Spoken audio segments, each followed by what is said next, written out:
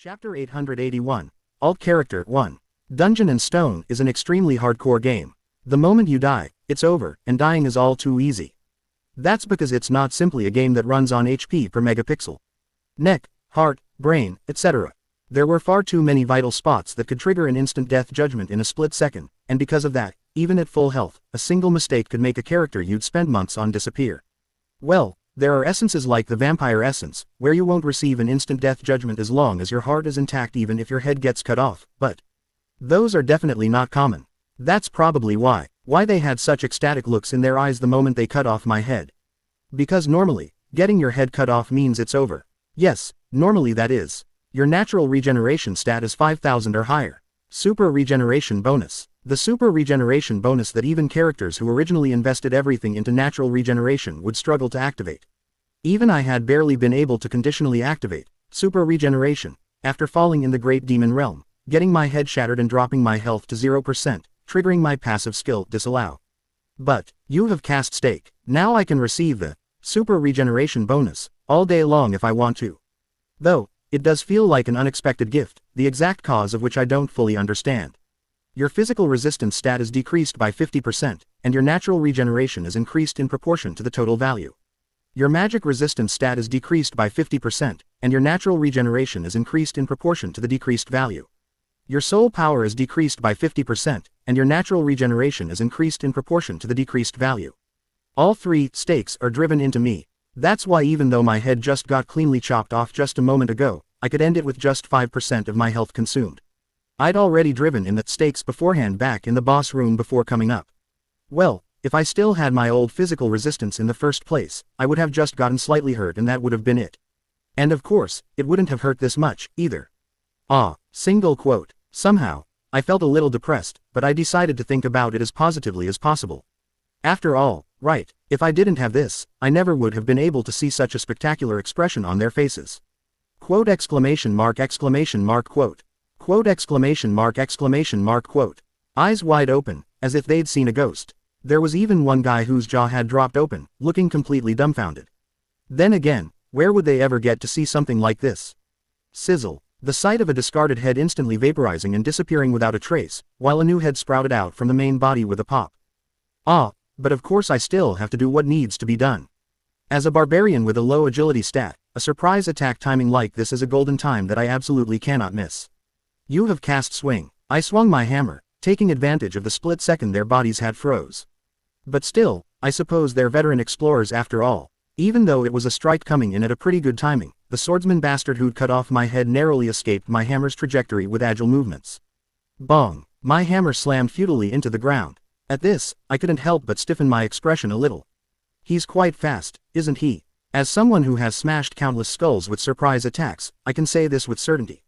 My timing was extremely good. In fact, looking at his eyes, his reaction itself was quite late. Realistically, for most explorers, perfectly dodging like that at that timing would be nearly impossible. But, what is his agility stat? His specs simply exceeded my expectations. To the point where he was able to move his body and dodge my hammer, even though he only noticed it just before it hit his head. What the hell are these bastards, seriously? Come to think of it, that bastard John Tehan also had human sacrifice, a rank 2 movement skill. No matter how I look at it, they aren't ordinary 5th floor explorers. Shunk. Even though my instincts reacted first and I blocked with my shield, his sword twisted its trajectory like a snake and left a hole in my neck. Of course, as soon as the sword was pulled out, new flesh rapidly grew back and the bleeding stopped, but quote, this pain is killing me. First, I feigned swinging my hammer to force the him back. And, P2E, as I spat out the coagulated blood and phlegm that had been stuck in my throat, I looked ahead to see the four of them huddled together saying something to each other. Quote dash dash dash comma dash dash dash exclamation mark quote. Quote dash dash dash dash dash exclamation mark quote. Of course, proper conversation was impossible in this place where communication is cut off, so they soon shut their mouths and exchanged glances. It's not like they can speak with their eyes or something. I wasn't a barbarian considerate enough to give my enemies time for a meeting, so I immediately charged forward, swinging my hammer. And, vwong, each time my hammer cut through the air, sending out wind pressure, their eye communication became more urgent. No, actually they weren't just using their eyes. Even though they knew no sound could be heard, they were still moving their mouths in an effort to convey their message even just slightly better. What is this? Are they cavemen or something? Single quote. That primitive communication was so intuitive that even I, watching them, could roughly understand. Quote dash dash dash comma dash dash dash dash exclamation mark quote. This feels like, what are you all doing? Hurry up and fight. Quote dash dash dash dash dash dash dash dash dash exclamation mark quote. This seems to be, no way, how are we supposed to kill him when he regenerates even after his head is cut off? I'm not sure about this one. Looking at the context and their expressions, it seems to mean something like for now, let's just do our best and fight. Fortunately, the next sentence was all too clear. Quote dash dash dash exclamation mark quote. Either, let's do this, or, kill him. It had to be one of those two. And sure enough, right after the swordsman let out that soundless shout, the real battle began. Fwish, a sword strike swung, brimming with killing intent. Quote dash dash dash dash dash dash exclamation mark quote. A thrown weapon, closer in shape to a shuriken or a throwing star than dagger, flew in from behind. You have been exposed to rank 4 curse magic Hand of the Dead. Healing and regeneration effects are reduced. Curse magic meant to counter me also began accumulating on my body. This one was a bit disappointing. Tisk, if my magic resistance was what it used to be, I wouldn't have even batted an eye at curse magic like that. Even if I couldn't get an immunity judgment, the curse's effectiveness would have dropped significantly thanks to the magic resistance correction. Well, it doesn't really matter much right now anyway. Slice. As soon as flesh gets cut, it immediately heals. Most magic-type curses decrease stats by a fixed value anyway. Judging by the effect, the curse I just got hit with is Hand of the Dead, which falls under rank 4. Though its performance varies depending on the caster's magic power stat, at most the maximum value that magic can reduce the natural regeneration stat by is about 500. Plus since my magic resistance isn't 0, a certain portion would have been reduced from that value. Okay, at least the super regeneration bonus hasn't turned off. Of course, that doesn't mean I can just relax and watch. Hand of the Dead gradually grows stronger the longer the battle drags on, and furthermore, if something like wound aggravation from abilities or equipment gets stacked on top of this and the super regeneration bonus turns off, even I would be in trouble. Yeah, so, the wizard first. It was the moment I was about to kick off the ground to take her out. There was someone who lifted their foot almost simultaneously with me. To that, the swordsman who possessed exceptional specs even among these guys who were much more skilled than I'd expected. Cra crackle. Soon, sparks flew from his blade. Just like when he cut off my head in a single stroke before. Having even used a skill to boost his attack power, he swung his sword with lightning-fast speed. And, slice, a head got cleanly cut off. Surprisingly, it wasn't my head, but the head of one of his comrades. Thud. The moment that head hit the ground, the body of the man who had started running simultaneously with me accelerated even more greatly. He was now so fast that it was difficult to follow him with my eyes, to the extent that only an afterimage was visible. To that, only then did I understand the situation. Why there were 4 of them instead of 5. And also why this swordsman bastard alone had such noticeably better specs than the rest of them. Upon killing a non-monster target, all stats are significantly increased. He'd already devoured one person. Quong. As my hammer that was about to smash down on the wizard's head, it was blocked midway with a thunderous sound. You're an interesting bastard. The scrawny swordsman was boldly blocking my hammer with his sword. Chapter 3 is a truly troublesome chapter. It goes without saying, but mishaps frequently occurred here, not only when progressing through it, but even after it was cleared. Because once one person decides to turn traitor, it becomes incredibly difficult to stop them. Each time you killed someone, all your stats are increased by 1.5 times. Moreover, the calculation formula was compound interest, not simple interest, a miraculous calculation formula where if you killed one person, then killed another in succession, you'd become 1.5 times stronger on top of already being 1.5 times stronger. Thanks to that, even after killing the boss, there were quite a few NPCs who would turn traitor to monopolize the rewards. But, even so, it seems his strength is still below mine. At first, it seemed like he blocked me impressively, but looking at his expression, he doesn't look comfortable. Although he blocked my hammer, the veins in his neck were bulging and he was clearly being pushed back in the contest of strength. Quote dash dash dash dash dash dash exclamation mark quote. Soon, he let out a silent battle cry that I couldn't make sense of and pushed my hammer to the side.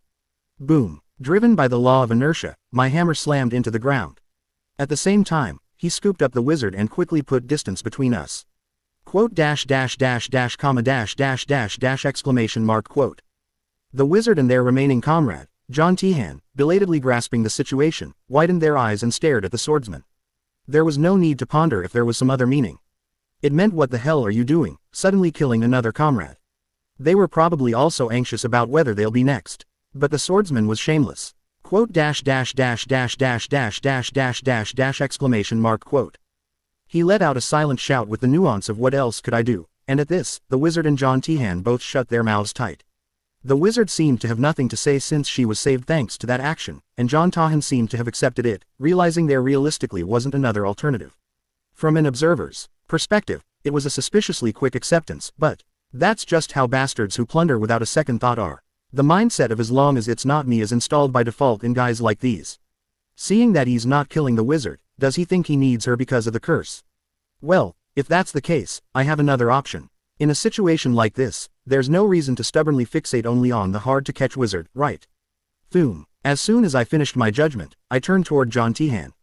There was quite a bit of distance between him and that swordsman bastard, who was far away, holding the wizard. Quote dash dash dash exclamation mark quote. The man who suddenly became the target seemed flustered but quickly regained his composure. He calmly ducked to dodge my hammer. Shunk. He even succeeded in counter-attacking by stabbing his sword into my shoulder. Actually, this is better. Boom. As I swung my hammer while gripping the blade with one hand, he turned into a puddle of blood and vanished from my sight. And of course, it wasn't because he was hit by my hammer.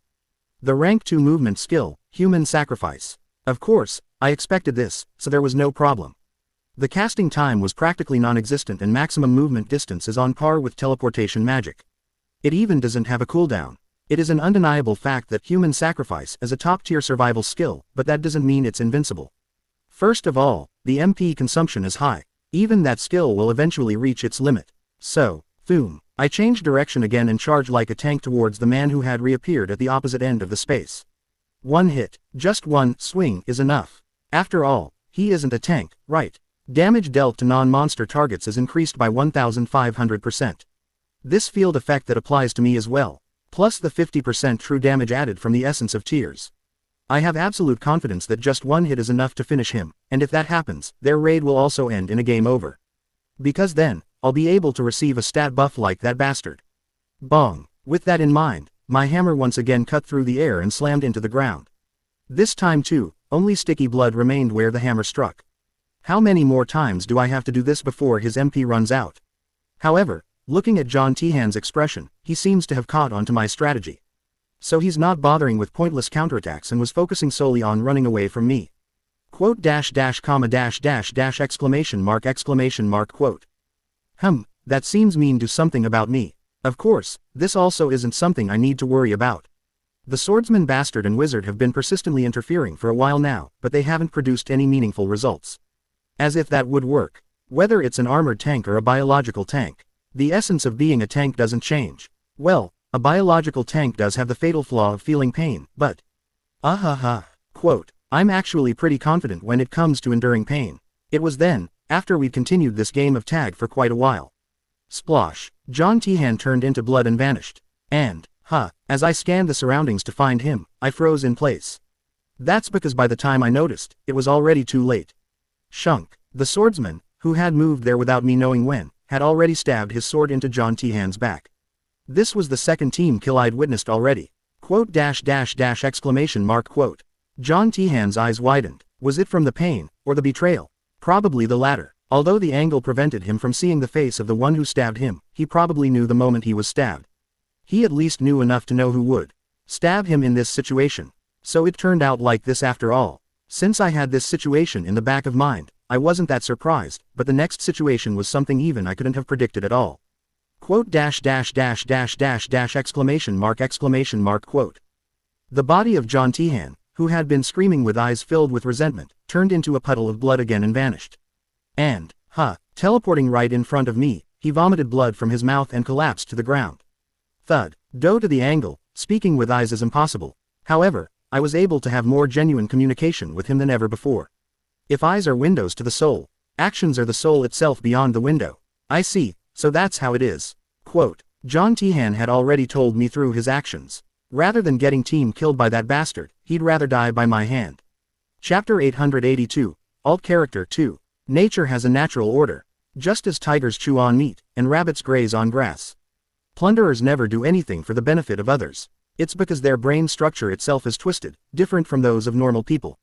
Simply put, plunderers are all just bastards with something wrong in their heads.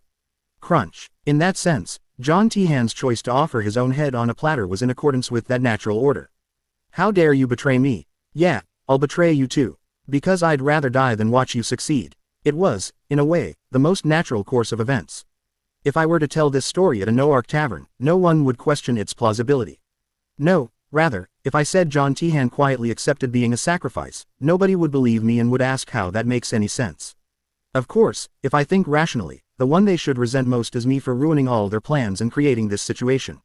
Single quote. But isn't there a saying that the sister-in-law who feigns stopping a fight is more detestable than the mother-in-law who does the beating? This proverb illustrates human nature better than anything.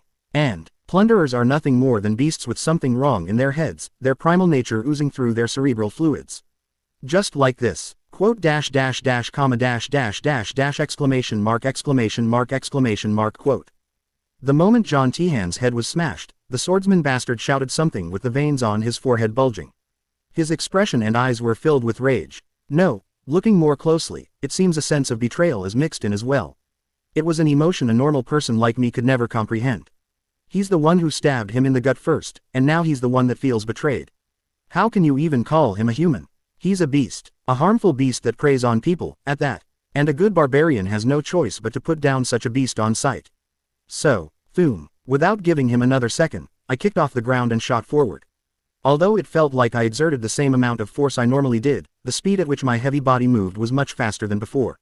It was a miracle created by the will of John Tihan, who put into practice the saying to love your enemies. You have killed a non-monster target. All stats are significantly increased. All my stats increased by 1.5x. However, only 2 stats mattered in this battle. Tadat, agility, which lets me move faster. And sizzle, natural regeneration, which now rendered wound aggravation curses meaningless. Boom. However, the swordsman bastard desperately tried to protect the wizard. Geez, he mercilessly sacrificed those others guys though. Has he still not accepted that such curses are meaningless? Or maybe there's more to it. After all, they are a man and woman. There could be some kind of relationship between them that I didn't know about. Of course, either way, it doesn't matter to me. No need to drag this out. I decided it was about time to wrap up the raid. Though, it was a bit disappointing. The orb of fire that counters the fire attribute. No. 687 Siege Slaughterer, useful for taking down tanks with low agility or when mass slaughter is needed. Soul Dive for when my MP is low, etc., etc. If I'd used Disallow for the final phase, it would have made for a perfect enrage mode. Single quote. The more I thought about it, it wasn't just a bit disappointing but very disappointing. There were too many patterns I couldn't use in the raid. But what can I do? The challengers, specs simply weren't up to par. Yeah, let's just end this. The only consolation was that I got to use at least one of the things I had prepared. The pattern that the new Guardian of the Island of Paradise, Bjorn Yandel, brings out when he takes damage beyond a certain threshold. Dragon Plate of Aegis. The moment I internally recited the activation phrase, the Spirit Warrior, Aegis, was summoned, filling the entire Chapter 3 map. Reflecting all accumulated damage. Yeah, a boss mob should have a summoning pattern too. After Aegis completed 2 greatsword swings and disappeared from sight and the kicked-up dust had finally settled. Oh, surprisingly, there was a survivor. It was the wizard named Ivla Rianellen. Well, I'm not sure if that's their real name, though.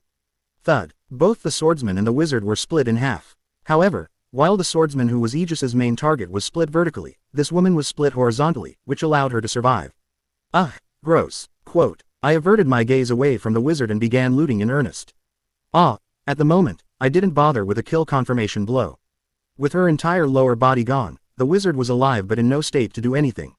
And I was planning to interrogate her later if I got the chance. I'd better hurry. I stuffed everything the corpses in Chapter 3 possessed into my subspace. Not just equipment and bags, but everything, even items that seemed to have little value. You see, there might be a subspace among them. It's a shame I came here alone without a wizard. Since I can't sense magic power, I can't distinguish which items are magic tools, so I'll just have to take everything with me. As long as it's not a subspace engraved on a body, it's possible to open it one way or another. It was cutting-edge technology that didn't exist 150 years ago when the game was set. Most subspaces have security like a unique activation phrase, but as magic has developed, methods to break through those firewalls have emerged, apparently.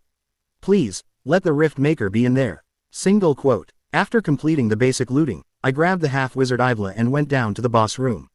And, splash, as I poured a potion on her severed torso, Ivla, who had been on the verge of dying from shock, woke up screaming. She was continuously convulsing in pain, which wasn't a good state for conversation, but there was no time. This wasn't an injury that could be healed with potions, after all.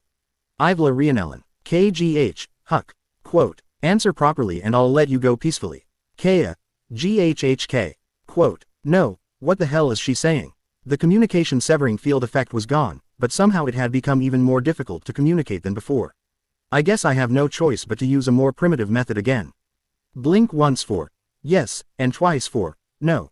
Understand. Okay. Seeing her silently blink, she seems to understand what I'm saying. I began the interrogation in earnest. Did you enter using a rift maker? Blink. Oh, so my prediction was actually correct. Excited by the explosive surge of anticipation, I asked more, but the subsequent answers were quite disappointing. Do you have the rift maker? Blink, blink. Then what about your other comrades? Blink, blink. None of your other comrades have it either. What kind of bullshit is that? Didn't you say you entered using a rift maker earlier? Perhaps it was a difficult question to answer with yes or no, as Ivla spat out a few words while coughing up blood. Bore, road, quote, you borrowed it, blink. After hearing the information that it was borrowed, a scenario formed in my mind, which made it possible to continue the interrogation. Did the owner of the rift maker also enter the island of paradise? Blink, blink. So the owner just opened the rift and left, after receiving an appropriate payment from you guys. Blink. Damn it. Fuck. How many sleepless nights did I have thinking about obtaining a rift maker? What kind of fucked up situation is this? Please. Ow. Quote. Ivla slowly closed her eyelids, as if she wanted to rest. I couldn't let that happen, so I hurriedly took out another bottle of potion. Sizzle. As bubbles rose, Ivla's closing eyes snapped open, and the veins in her neck stood out again. Kaya. Her sight of her writhing like a bug was somewhat pitiful, but it couldn't be helped. Where do you think you're going? Death is not an escape. Even if you're going to go, you need to resolve my questions before you go. Besides, this isn't torture, it's a medical treatment. Even Geneva would surely understand. So, do you belong to a specific group? Blink. And the owner of that rift maker is also in the same group. Blink. So there really is a group. Is that group the Raftanian royal family? Blink, blink. Then Noark. Blink, blink. I continued asking questions, but it was impossible to find out the group's name with just yes and no. She didn't even spit out a few words like before, perhaps having exhausted even her energy to speak. Of course, it wasn't completely fruitless. What the hell is it then? What, is there something kind of plunderers, guild or something? Blink. Such a thing exists. Where? In the city? No. Which district is it? In. I rapidly fired off additional questions, but Ivla didn't blink even once. In the end, I gave up on finding out about the group. No, to be precise, I was forced to give up. Splash. No matter how much potion I poured, Ivla never opened her eyes again. After looting Ivla's corpse, I quickly went up to the Chapter 3 area. And just as I was about to go to Chapter 2, where the escape portal was. I spotted a discarded corpse right on the path leading to Section 2. It seems that they threw him here out of sight after sacrificing him in Section 3. There's nothing particular to loot. It seemed his comrades had already picked him clean as his corpse was left in a state of without possessions. But, this bastard. Looking at his familiar face, I realized it was that guy. The very same one who had the Firefly ring during the belongings inspection. According to his ID, he was only rank 5, but I wondered how he had such a precious item. Maybe that was a kind of foreshadowing. He probably wasn't actually rank 5. Same with that swordsman bastard and that John Tihan bastard too. Their skills were definitely not at the level of a mere rank 5. Even Ivla used rank 4 curse magic, didn't she? Anyway, that's not important now. Then, there's a chance the Firefly ring also went into my subspace. Single quote. Since I haven't properly checked the contents of the stuff I haphazardly shoved in my subspace yet, I'm quite looking forward to it. Well, if he had died with it in an engraved subspace, there'd be no way to ever retrieve it. I can only hope that's not the case. I'll check the looted spoils after I get out. Single quote. Resuming my halted footsteps, I swiftly headed towards the maze area of Chapter 2. After all, it had already been more than 10 days. By now, even my comrades who knew me well would be getting worried. Wouldn't they? Nah, they would be, surely. Surely they'd be at least a little worried when their captain entered a rift alone, right? Boom. I'd already checked the location of Treasure Vault in Chapter 2 beforehand, so I had no problem finding it, and as I ran while thinking about my comrades, I arrived even earlier than I expected. Click. After using the key I obtained from defeating Mortis to unlock the door, the first thing I saw upon entering was the portal. Schwa. If I go through that, I'll return to the location where I first entered. Of course, I had no intention of leaving immediately. Swish, I carefully approached the treasure chest located in front of the portal. What will come out? The rewards from the Island of Paradise treasure chest are incredibly wide-ranging. Numbered items, rare materials like dragonhide or mystium, experience potions. There were even cases where old test tubes containing essences would come out. Creak. Soon after fully opening the chest and checking its contents, I froze in place. A numbered item. First off, a numbered item came out. It was even an extremely rare and quite useful triple-digit numbered item. But, quote, I contemplated more seriously than ever before. After all, this place where I'm standing right now isn't inside a simple 2D game, it's undeniable. Reality. I had no choice but to be cautious about looting itself. Should I pick this up or not? Recalling the number and name of the numbered item that had dropped as loot, I let out a long sigh. No, 666 Hans Ferret's outing doll. Right, there was this item too. Chapter 883, Alt Character 3. I cautiously reached out and picked up the doll. Then, as if handling a hazardous substance, I lifted the doll very, very slowly to examine it. Its appearance itself was perfectly normal. It wasn't a hard-jointed doll, but a sewn-type doll. However, it was made of leather material rather than cloth, and there are no tears or fraying anywhere. Feeling it, the stuffing was soft and fluffy too. It didn't give off the vibe of a cursed doll at all. Of course, the blank face was a bit unsettling though. This part will change to match the owner once an owner is determined. Single quote. As I carefully examine the doll, I unconsciously feel wrinkles forming on my forehead. More precisely, I feel my worries deepening. No, 666 Hans Ferret's outing doll. I can't deny it's a useful numbered item. Moreover, it would certainly be of tremendous help in my future plans as well. But, how can a numbered item's name be? Quote, I couldn't bring myself to finish my sentence. Of course, this wasn't something I thought about when playing the game. There were quite a few numbered items that followed this naming convention. For example, like Krawl's Demon Grinder. There were many numbered with names like so-and-so such and such, and I always left out the so-and-so part and only called them by the such and such part.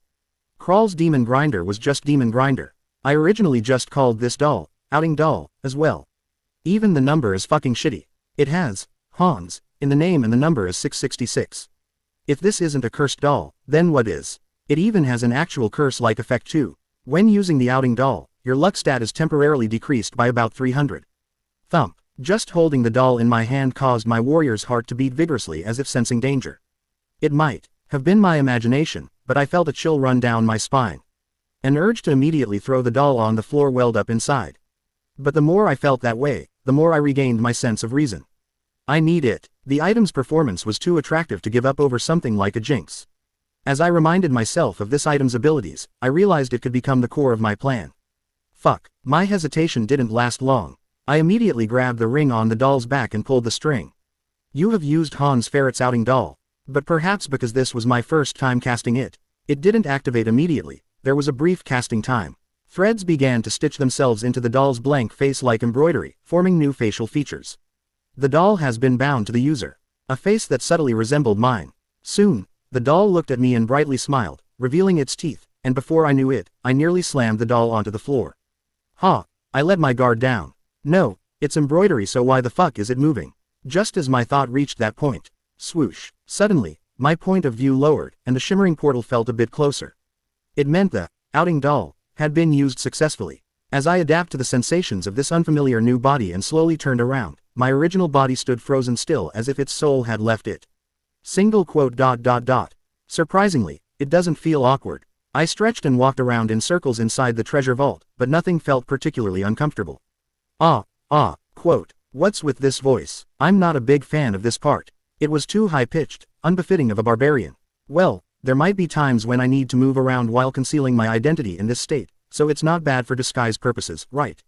Clench. I repeatedly clenched and unclenched my fists. However, I didn't feel power surging through my body like I did when I was Bjorn Yandel. A pure LV1 ordinary person state. This is both an advantage and disadvantage of the outing doll.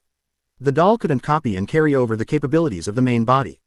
But in exchange, it has a high degree of freedom. First of all, there's no distance limit. In other words, no matter how far you go from my main body, the summon won't be cancelled, and there's no set time limit either. As long as you accept the risk that the cooldown time increases proportionally to the usage time, you can use it continuously for days on end. And crucially, level up. This outing doll can level up and can also eat essences. Simply put, it means you can use it like an alt character. Well, It's difficult to use for combat though. The outing doll can't erase an essence once it has eaten it. In addition, it has the critical flaw of only receiving 50% of stat bonuses from essences. But, to that, with a light step, I threw myself into the portal. This was the very reason why I ended up binding the outing doll to myself, despite its ominous name and number. You have entered the Great Demon Realm on the 5th floor. The outing doll can cross through portals. So, to put it simply, I can send it ahead of me into the first basement floor too. I'd gained both an alt character and an exploration robot. When I came out of the portal, I was greeted by the familiar aroma of meat stew. Seems it was mealtime. Geez, they were resting quite well while I was gone, huh? I only had jerky to chew on inside there all day long. Tat. The moment I emerged from the portal and my feet touched the ground, a tingling electric sensation shot up from my knees. It was a sensation I hadn't felt in a very long time. What is this? It feels like my body is made out of straw or something. Ah, when I came to my senses, a short sword emanating cold air was pressed against my neck. It was none other than Misha. Who are you? How did you come out of that portal? Honestly, it felt a bit unfamiliar. She's never spoken to me so coldly with such hostile eyes before. Maybe she's in serious mode since she wasn't even slipping into her usual speech habits. Answer me, were you also inside the rift? By the way, is it because my stats are those of an ordinary person? I couldn't even see an afterimage of Misha moving. Just a moment ago, she was definitely sitting over there holding a bowl eating. Didn't I tell you to answer? Simultaneously with those words, I felt something liquid flowing down my neck. Like how lightning strikes and thunder comes a few seconds after. I only registered the stinging pain afterwards. Quote, I hadn't realized, because the pain was so small. I didn't even realize I was hurt. Single quote. Is this what normal pain feels like? I was genuinely moved. So then, that means in this alt character state, even if I stub my toe on a threshold, I'll just feel regular pain, right? When I came to my senses, I was spinning through the air. Soon after, I was slammed into the ground, and Misha got on top of my back in a restraining position, pointing her short sword at my neck again. You'd better speak quickly. How did you come out of the portal? Bjorn went into. Thick killing intent transmitted through my ears. I could also hear Armin and Mr. Bear's voices next to us. Miss Karlstein, be careful. Yes, suddenly appearing here naked like this, he's no ordinary suspicious fellow. If he makes even the slightest wrong move, slit his throat immediately. Only then did I realize one more thing. Setting aside the chilling words about slitting my throat. Naked. I'm completely naked right now. Even though it was just an alt character, a wave of shame washed over me, and as I was about to ram my neck into the short sword to be forcibly desummoned without revealing my identity. Hold on a moment, please. Miss Karlstein, don't kill him. Charlotte Emblood, a member of the Armin Adventurer group and the only wizard among the current expedition members. Just keep holding him like that instead. But absolutely do not kill him. Okay, got it. Charlotte, who hurriedly ran over, seemed to look over my body as I was being restrained by Misha, then nodded.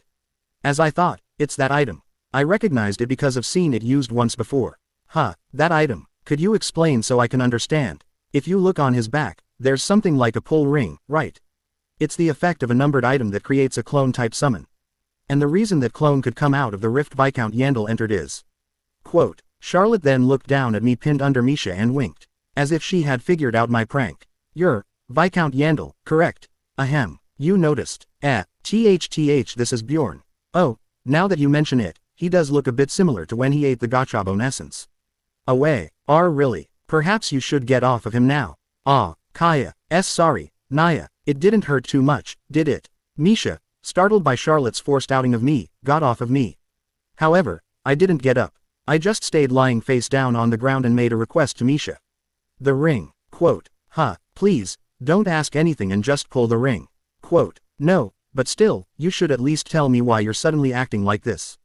Quote, Misha didn't immediately grant my request as she seemed to not understand, and at this, Mr. Bear burst into laughter. Hurry up and do it, Misha. From the looks of it, he seems to be acting that way because he's embarrassed. Only. Then did Misha seem to realize as well, and then yanked the ring on my back hard in surprise, and with that, the naked show of shame was over. Your connection with the character has been disconnected. When I opened my eyes again, my consciousness had returned to my main body in the Island of Paradise treasure vault. I was standing in the same position holding the doll. Quote, why did I cross the portal buck naked without even putting clothes on? I'm not usually so scatterbrained. Could it be the Hans effect? Somehow that rational suspicion arose, but for now, I just prepared to leave. After all, In situations like this, showing embarrassment only makes things more embarrassing. Yeah, I mean, it's not like I showed my real body. Without wasting any more time, I confidently entered the portal once again and exited to the great demon realm where my comrades were. And, looks like you were all eating. Anyway, sorry for making you wait so long. I greeted them naturally, as if nothing had happened. Was that a bit much? That thing earlier was a numbered item I got from defeating the Guardian, and don't be surprised. That's not all I got from inside there. Want to know what else I got? Without giving anyone any chance to interject, I pulled out all the spoils I'd obtained this time from my subspace and laid them out on the ground. Maybe this was a somewhat interesting to them.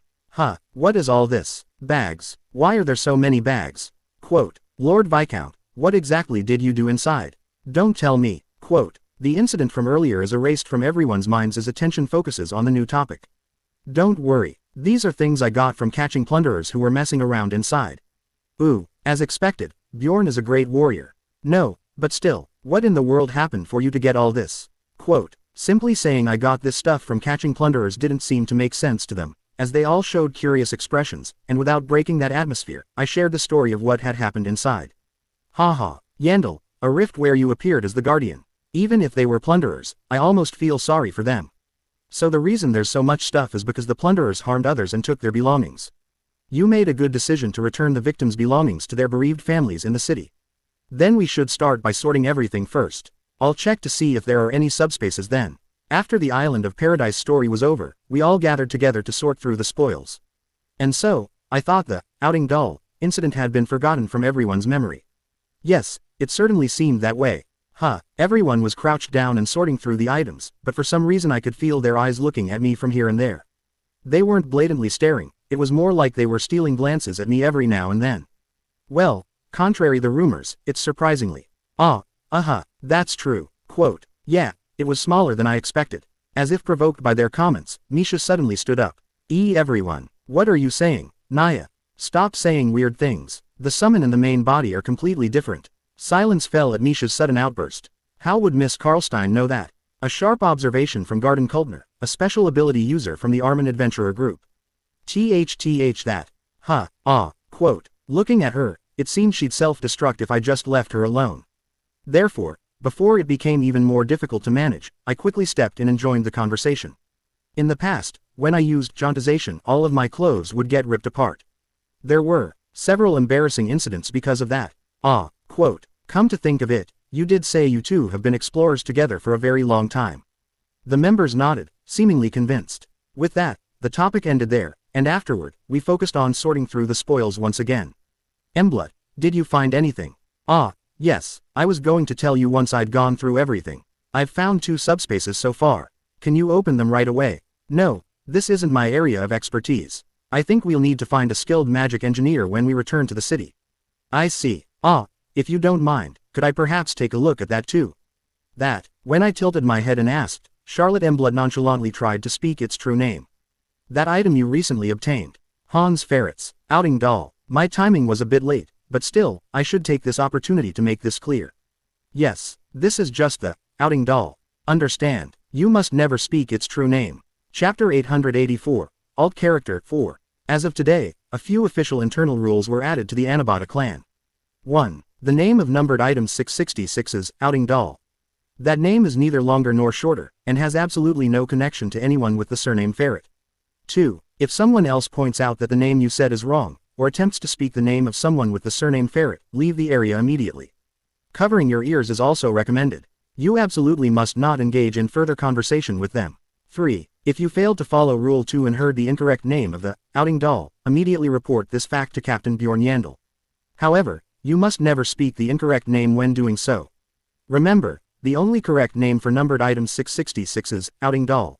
Why did you stop reading? At my question, Armin gave me a look that seemed to say, are you really asking because you don't know?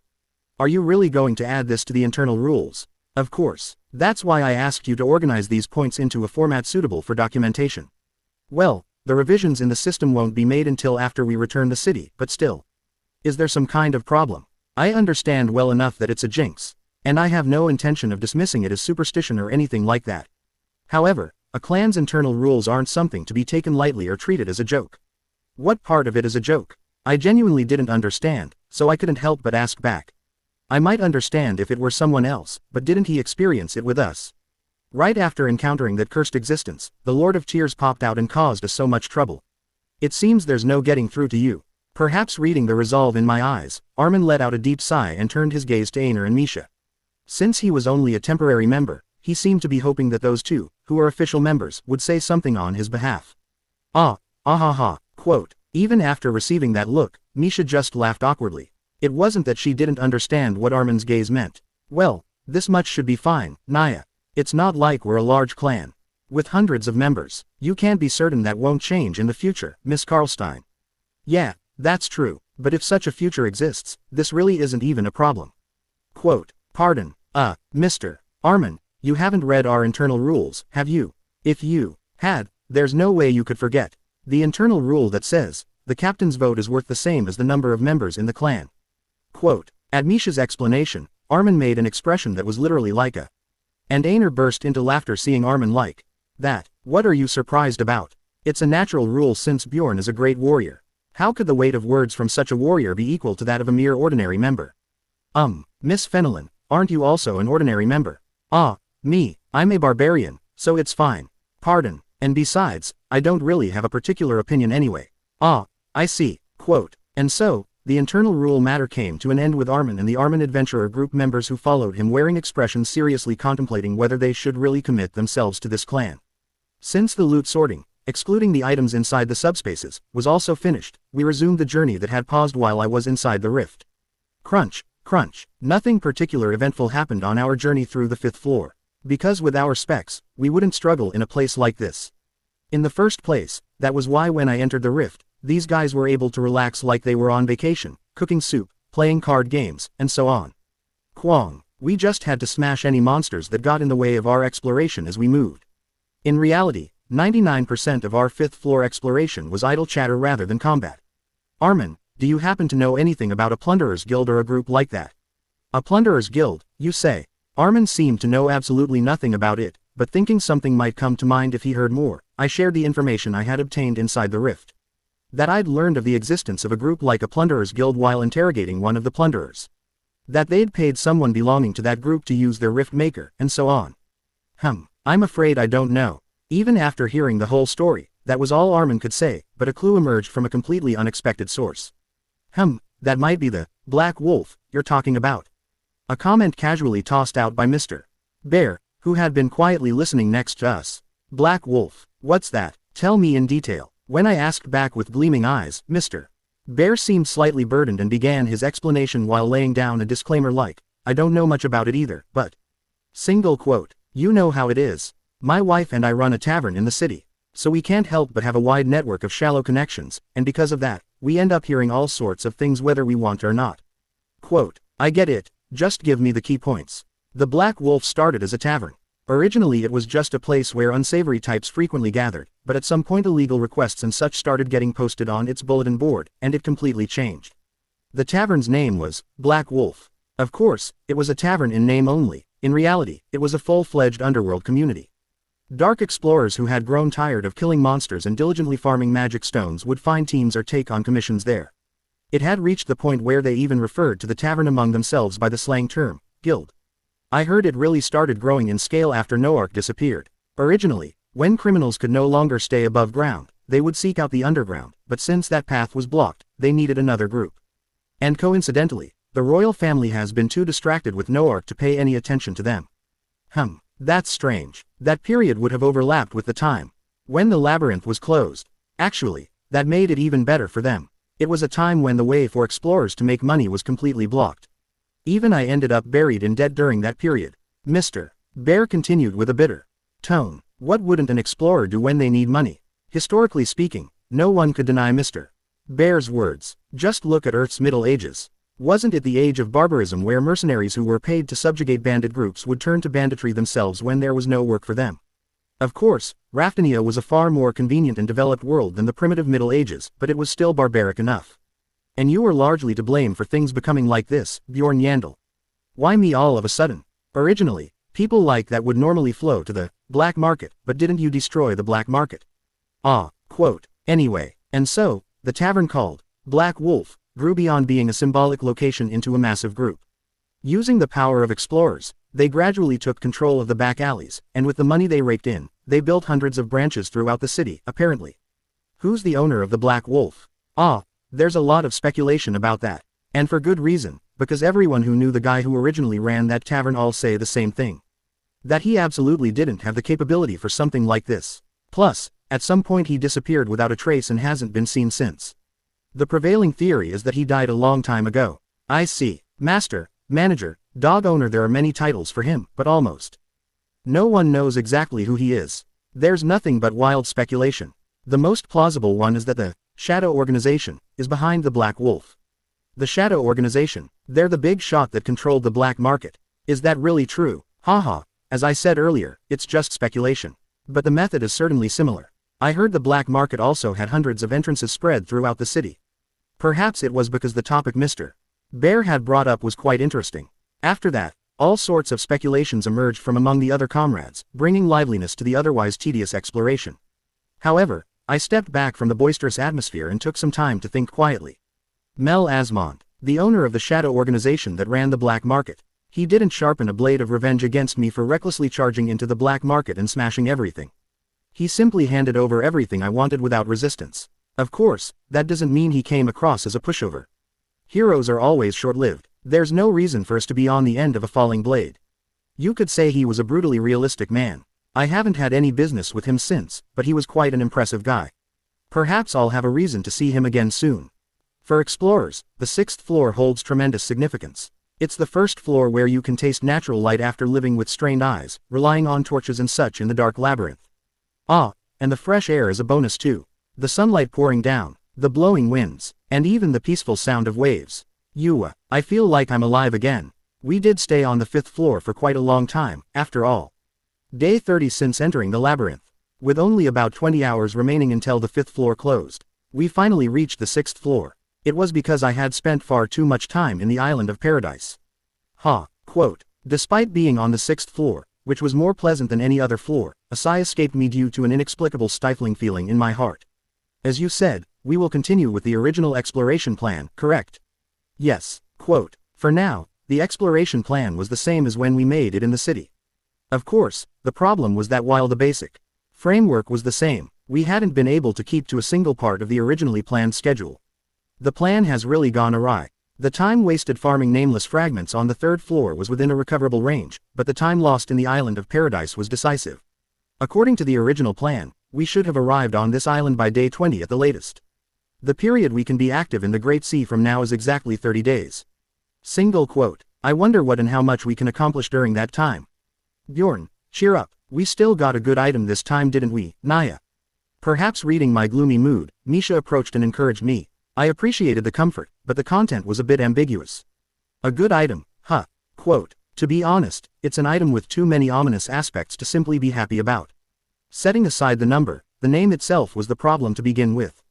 Well, setting aside the ominous parts, I couldn't deny that this item would be a great help to my goal of reaching the 1st basement floor. Bjorn, so where are we going now? Hey, don't bother Bjorn, you're just going to forget even if he tells you anyway. But I'm curious right now. As I was taking a moment to organize my thoughts, Misha and Einar started bickering next to me. Tell me already, I have the right to know. The right? Where on in the world did you learn a phrase like that? I quickly intervened before it got any noisier. Stop it, Misha, but she keeps bothering you. Quote, that's why I'm telling you to stop. Tisk, how long has Misha been together with us and yet she still doesn't know how to handle Einar? When she's like this, just telling her the answer she wants to hear is the secret to making things the least bothersome. Einar, we're going to find a hidden island on the 6th floor. Ooh, is that really true? That's amazing. Quote, but where is that hidden island? We have to start looking for it now. It's literally a hidden island, after all. Oh, that makes sense too. As expected, Bjorn is a wise warrior. Gently ignoring Einar's exclamation, I headed toward the shore where we could launch our ship. Of course I didn't rush or anything. It's like how if you're 10 minutes late to an appointment, you should run, but if you're 10 hours late, running is pointless. I'll have to be satisfied with just gathering information on this exploration. In fact, that was the reason I was feeling down. Could we really find that island while wandering around this vast sea for a mere 30 days, and even if we found it, would we even be able to explore it properly? And that's while other explorers are searching for it with fire in their eyes. Something's strange. For some reason, there are a lot more people remaining on this island compared to what would be expected at this point in time. Hearing Armin's words, I finally looked around and noticed explorers staring in our direction. More precisely, should I say they were looking at me? It wasn't strange. It's not like I've only been a celebrity for a day or two. There certainly are a lot of them. Why is that? Since my curiosity was piqued, there was no need to rack my brain. I picked the man with the most receding hairline among those staring at me and quickly approached him. Hey, friend. Why are you calling me? I didn't say anything. You're speaking rather casually to a noble. I apologize. You called me friend, so I spoke thoughtlessly. What can I do for you? Should I say this types like him are completely oblivious, or that they have at least the bare minimum amount of awareness? I wasn't sure, but it's not important. Since satisfying my curiosity came first, I asked without nitpicking over trivial things. Why are so many explorers gathered here? Did something happen? Pardon, you don't know. Well, I wouldn't ask if I knew, would I? As I said that and placed a hand on his shoulder as a gesture of encouragement, the man quickly pointed toward the shore. The island. The island, which was said to have appeared recently, was discovered in the sea directly ahead from here. What? I hurriedly led my party to the shore in the direction the man pointed, and saw dozens of ships floating in the sea ahead. The ships, each belonging to different factions, were maintaining a set distance while surrounding a single unknown island. Oh, this is great. To have found the hidden island already, as expected. Bjorn, is truly amazing. Yeah, what a relief, Naya. This way we don't need to waste time searching for it. Honestly, I felt more bewildered than happy. Since an island I'd never seen before had popped up out of nowhere in waters where nothing had existed, there was no room for doubt. And yet, somehow it didn't feel real. Is that seriously the hidden island? What kind of half-assed patch is this? Chapter 885. Alt Character 5.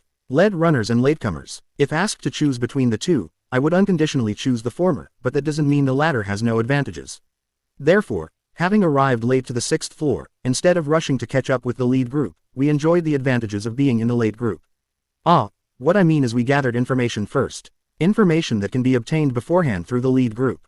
And the trial and error that can be reduced as a result. These are the advantages of being a latecomer.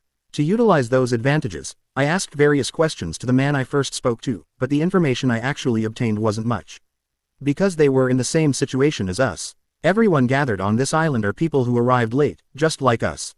Quote, including the man standing before me, those remaining on this island were all latecomers like us. Then those guys floating their ships over there must be the ones who arrived first. Yes, that's right, they're conducting the island conquest while keeping their ships floating near the island. I didn't bother asking why they were just sitting here twiddling their thumbs watching it happen. There's a long-standing tradition in the explorer industry, after all. The ones who arrived first have banded together to claim the exploration rights to that island, and they're blocking any other explorers from even getting near it. I heard that if you get even a little too close, arrows and magic come flying. Kicking away the ladder. That's probably why this guy suddenly started speaking so passionately. Because I might become their new ladder. Just like this. Aren't those bastards truly ridiculous? In the first place, the reason that island appeared in the Great Sea is all due to your achievement, Lord Viscount, yet who do these nobodies think they are to dare talk about exploration rights? This was like a rabbit calling a tiger to chase away a fox. That's enough, just tell me the rest of what you know. At my question, the man confessed everything he knew down to the smallest detail, hoping some crumbs might fall his way. There's a semi-transparent barrier around the newly appeared island. The moment you cross beyond it, you become invisible from the outside. From observing here from this island, many have crossed beyond it, but not a single one has returned yet. That's why those bastards only have their ships floating out front. Sure, they're blocking us, but it's also because not a single person from the advance party they've sent in has returned.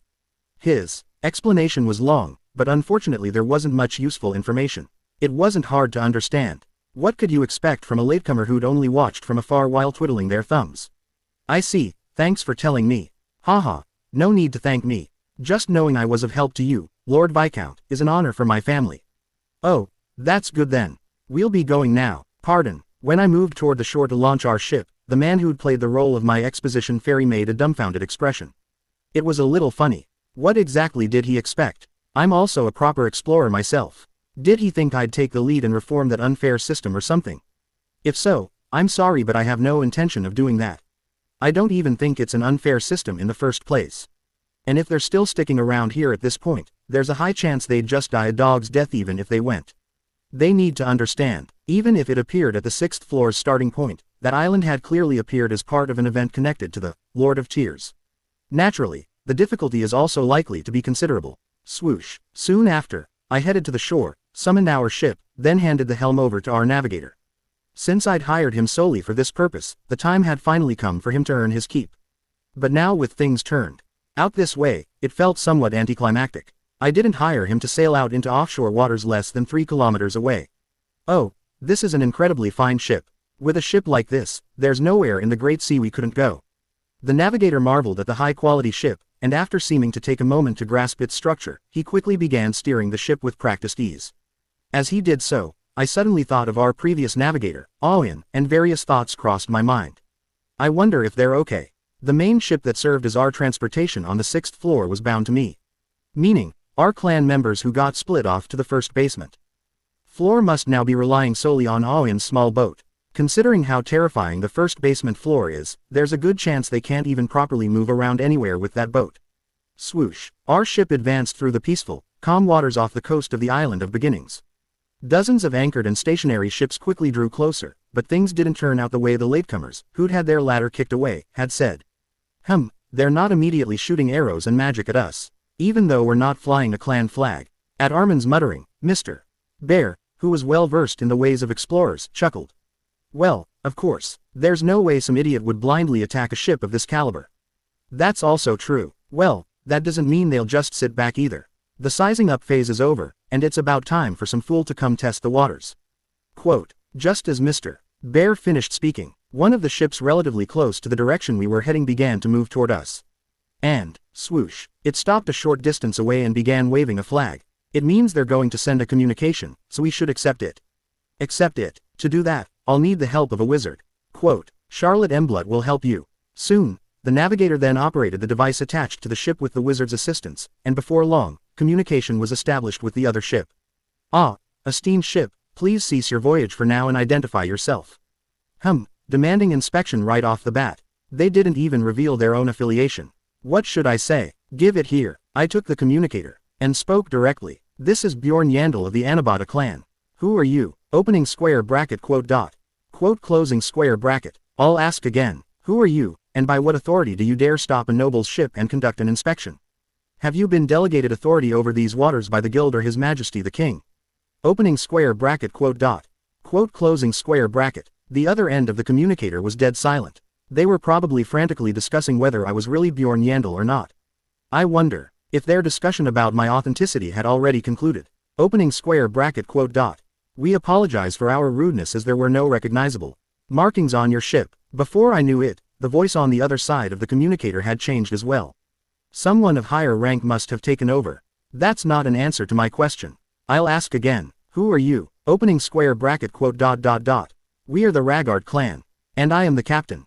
A clan name I've never heard of. Have you been delegated authority over these waters by the guild or His Majesty the King? Opening square bracket quote dot dot dot. We have not. And yet you fearlessly stopped a noble's ship and attempted to conduct an inspection. You're undoubtedly suspicious characters. That's. The voice on the other end of the communicator sounded extremely aggrieved. Well, I understood how he felt. If we'd just properly flown a flag on our ship, none of this would have happened. I'm going to bring my ship alongside yours, so stay put. If you move, I'll consider it an attempt to flee and respond accordingly. Opening square bracket quote dot dot dot. We will comply with your instructions. After that, things proceeded swiftly. We brought our ship alongside theirs, crossed over via the deck, and occupied their ship. And, why you're really Bjorn Yandel? Yes, I'm really Bjorn Yandel. But aren't you being rather informal? I apologize. Whether I accept your apology will depend on how sincerely you answer my questions. Having swiftly established the hierarchy, I began the interrogation in earnest. Tell me everything you know about that island. You mean Twin Island, so it's already been given a name, has it? The captain of Ragard, whatever his name was, had an expression like he was thinking what kind of bolt from the blue is this, but he soon resigned himself to fate and spilled everything he'd learned about Twin Island. It was information the lead group had painstakingly obtained through trial and error among themselves after kicking away the ladder. Not a single person who entered the island has returned. That's why all those clans and teams couldn't rashly enter and were just waiting around in front of it, at a loss for what to do. These assumptions by the lead group were all wrong. On the front lines, unseen to their eyes, the conquest of Twin Island was proceeding quite fiercely. First of all, quite a few people have returned alive. In our clan alone, there have been 5 people. 5 people. That's quite an unusual number, isn't it? You surely sent 6 at the very least, so did one of them die? I'm not sure if I should say they died, or if I should say the opposite. Quote, the opposite. What do you mean by that? Based on our speculation, dying in there doesn't mean you actually die. You just get ejected outside. The 5 who returned alive suddenly appeared in the empty sea at some point, and we fished them out. Oh, and if our speculation is correct, then the one who hasn't returned yet isn't dead, but rather has survived and is still working on conquering that island. An island where you don't die even if you die. If their speculation is correct, that's quite unusual. Then since 5 people returned, you must have learned quite a bit about that island, right?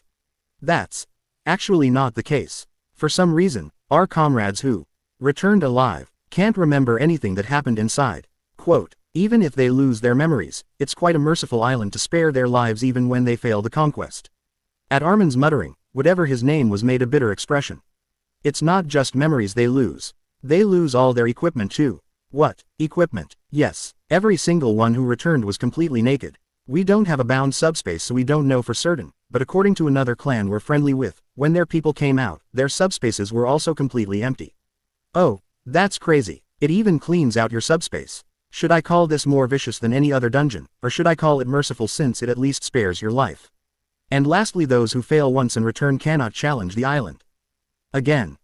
Not only can they not pass through that transparent barrier, they can't even see the island beyond it anymore, apparently. Opinions are divided on whether it will be possible during the next exploration period. To summarize, the risks upon failure were the loss of memories of the conquest process, possessions, and the opportunity to retry. Not losing your life was a merit, but that didn't mean it was a place to challenge thoughtlessly. You don't lose your life even if you fail. Interpreting this in Dungeon and Stone terms, it meant the island had gimmicks and difficulty so unreasonable that an advantage like that is necessary. I don't know about other clans, but this all we've learned up to this point. Is this enough as an apology for our earlier rudeness? Quote, it's not enough. Pardon. Whatever his name was tilted his head at my firm answer. He seemed to think this was the timing where I'd obviously say okay and let it go. But where do you think you're going, trying to get off with just this? Don't you know something more? I spoke as if I knew there was something, but in truth I knew nothing. It was more like testing the waters one last time, you know. But surprisingly, this approach had a pretty good batting average. Well, it doesn't seem like this approach was going to work this time though. Pardon, a miss is it? I really told you everything I know. Alright, you can go now. This is our ship though. Quote, right. At that point, I ended the conversation with whatever his name was and returned to my ship. It seemed like I'd gained more than expected, but when you actually break it down piece by piece, it was rather ambiguous. It felt like being full on an empty stomach, so to speak. I'd only heard about what happens when you fail. There was absolutely nothing that would help with succeeding. Well, given the situation, that's probably why these guys are just waiting around out here. From what we heard, it doesn't seem like an ordinary island. What's the plan? Will we send in an advance party like they did? If we're going in anyway, wouldn't it be better if we all went together? Nah, someone needs to stay behind. We should carry as few possessions as possible in case of failure. And someone needs to guard the ship. Right after returning to the ship, the members each offered their opinions, but ultimately the decision was mine. We'll do it by sending an advance party. Oh, then the advance party composition will be Bjorn Yandel. So the captain is going as part of the advance party, then who goes to assist you will be important. Assist? What assist? That's it. Pardon, I'm entering the island alone. As I said that, I pulled out the doll I'd stored deep in my subspace to avoid skin contact as much as possible. Things are working out quite well. I never thought the moment to use my alt character would come so soon. Chapter 886, Twin 1. Slide. I put on my armor. Not the sturdy plate armor that made me feel reassured just by wearing it, but light leather armor. This feels unfamiliar. I slung a bag over my back. A sturdy bag made of high-quality leather. An ordinary bag, without any enchantments, so it could only hold as much as its physical capacity allowed. I filled the bag with consumables that would be fairly useful, but didn't put anything particularly expensive inside it. Exactly the kind of loadout a well-prepared third-floor explorer would pack. Leather boots on my feet. 3 medium-grade potions on my belt. And, I don't like swords. I'll take this instead. Instead of the longsword my comrades recommended, I picked up a mace and stood up. Of course, though I called it a mace, it was nothing like the brutal and monstrous weapons wielded by blunt weapon warriors of the upper floors. It was shaped more like a club, with just a slightly blunted end. Whoosh, whoosh, swinging it a few times through the air, the feel wasn't bad at all. How is it? Any discomfort moving around? Ah, it's perfect. The leather armor is pretty good too. Soon after, also grabbing a wooden round shield chosen as a compromise for weight considerations, I stood in front of the mirror and saw that I looked quite capable. Literally the embodiment of a LV1 warrior, you could say. I felt like I could smash a goblin's skull the moment I struck down on it. Though of course, anything from a death fiend onwards would be difficult. Preparations are complete. Thanks. Following Armin out to the deck, I saw a small rowboat hanging from a pulley. I climb aboard and the pulley rope moved, lowering the rowboat toward the sea. Once it fully touched the water's surface, I untied the rope and began to row. And, splash, splash, as I left my comrades behind and rowed the rowboat alone toward the dangerous area, I felt somewhat tense. I had spoken confidently, but trying to move in a body where just rowing made my shoulders stiff was diminishing that confidence. How well could actually I perform the role of the advance party with this body? Captain, take care and come back safely. Don't worry, we'll take good care of Bjorn. At the cheers of my comrades coming from the distance, I couldn't help but chuckle. Right, what's with this lack of confidence before I've even started? After all, the most I stood to lose was the outing doll going on cooldown and a few pieces of cheap gear I'd obtained from the island of paradise. Splash, splash, the small rowboat carrying the LV1 warrior cut through the waters of the 6th floor's Great Sea. It'd be a bit much to cry out the ancestral god's name with this body. Recalling the backstory I gave my alt character, I slowly made the sign of the cross. May the blessing of the Twilight Star guide us, was it? Well, I'll get used to this too if I use this alt character often enough. After all, our LV1 human warrior, Peter, is also a devout believer raised at the Reetla's orphanage. He entered the labyrinth with the grand ambition of gaining the strength to eradicate all plunderers and heretics. It was as I was rowing while reminding myself once more of my backstory. Swoosh. Just then, I felt an inexplicable chilling sensation, as if I'd passed through a portal. You have entered a special area. Field effect. Twin C is applied. For some reason, the island that was before my eyes disappeared. My destination was Twin Island. But at some point, the island had vanished like a mirage. No, it wasn't just Twin Island that had disappeared. All the ships that were around are gone too. Although it was very different from what I had expected initially, I maintained my composure as much as possible and calmly analyzed the situation. After all, just because I'm in the body of a LV1 warrior didn't mean the veteran player Hansu Lee's judgment has disappeared. Of course, even then, my heart beat fiercely. Thump. An unknown space with no information. However, that was nothing new. Even though there are few things I don't know about Dungeon and Stone now, it wasn't like that from the beginning. 7th floor, 8th floor, 9th floor, 10th floor. In that game, which had so few players that there was barely any proper information, each floor was an unknown place, and I cleared away the darkness of the unknown by banging my head against it myself. It's just that even then, there were still parts one hadn't uncovered yet. Yeah, that's all there is to it. Judging by the fact that the other ships have disappeared, I've definitely crossed into the field, but single quote. The problem was that my destination, the island itself, had also disappeared. So then, what exactly is going on here? The island I saw from a distance probably isn't the main map itself. Perhaps the Twin Island scene from outside merely serves as an entrance. When you approach the island, you enter and then you must explore a vast space like a rift. First of all, it seems only Twin Island disappeared, and everything else is the same. Single quote. Looking around, I could see an island in the distance. The island of beginnings, Lima. However, before actually turning the boat's bow, I deliberated once more. After all, there were predecessors who came before me. Predecessors with far better specs than the LV1 human warrior, Peter.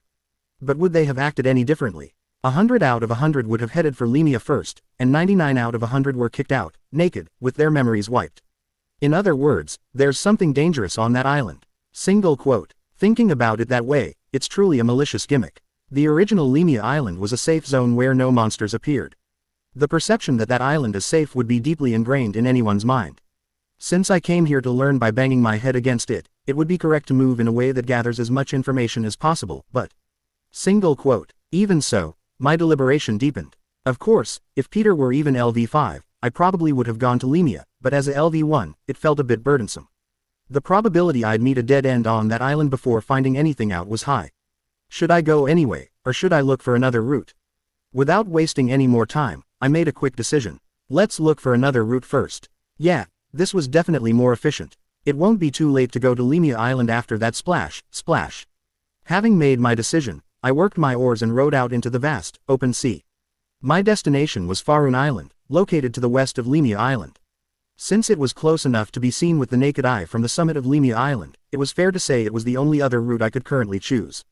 Other islands would take several days of rowing in this small rowboat to reach. Besides, it's questionable whether I could even successfully find my way to them with just a compass. Of course, that didn't mean Farun Island was a walk in the park. Setting aside the monsters that appear there, it was also true that it was quite a long way to row to in this tiny rowboat. Still, I'll get there eventually. The first step is always the most daunting before you take it. I turned the bow and began rowing in earnest.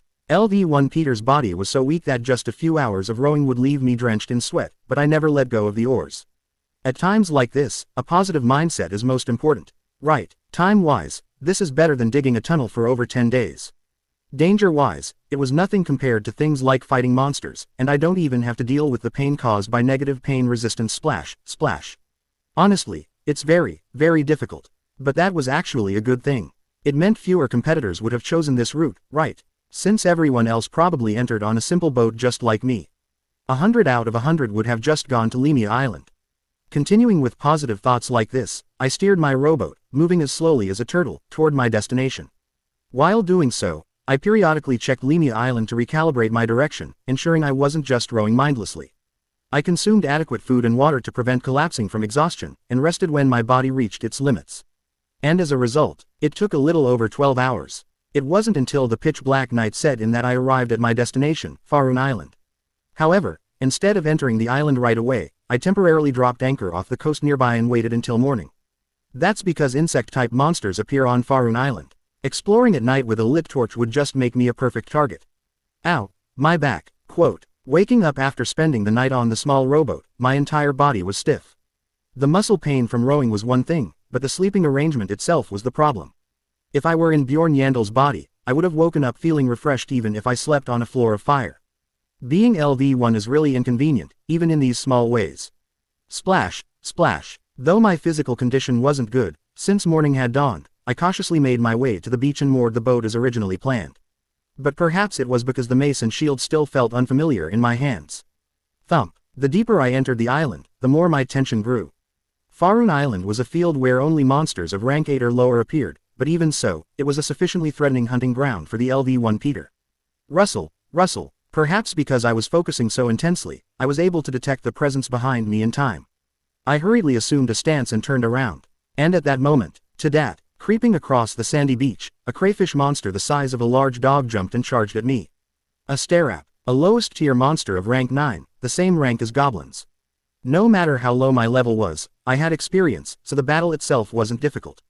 Clack. After blocking the extending pincer with my round shield, I brought down my mace on the crown of its head between its eyes.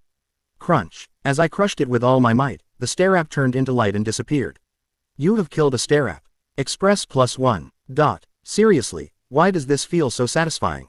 I couldn't say, but, surprisingly, an essence rose up from the spot where the starap had vanished into light. What is this, some kind of newbie welcome event? I didn't expect an essence to drop from the very first monster I killed with my alt character, but I completely ignored it and only took the mana stone to commemorate the moment. Trying to turn me into some kind of dog shit character. I need to carefully choose which essences my alt character eats. Because this body can't remove essences at the temple. For now, let's keep going. Though the afterglow of my first battle with my alt character lingered slightly, I had to explore as much as possible before nightfall, so I hurriedly resumed walking. Leaving the coast, I headed into a jungle-like forest. As I continued walking forward, bugs the size of a human head flew at me.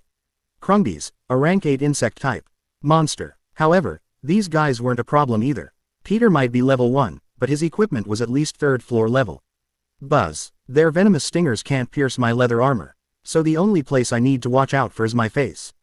Thud. I focused only on the ones aiming for my face and knocked them away with my shield. Whoosh. After applying a fire enchantment to my mace with a scroll I had prepared. Vwong. I swung it around wildly with the mindset that I'll hit at least one. I did get stung by a few venomous stingers in the process, but, well, that was something I could handle by just taking an antidote after the battle ends. You have killed a Krungi.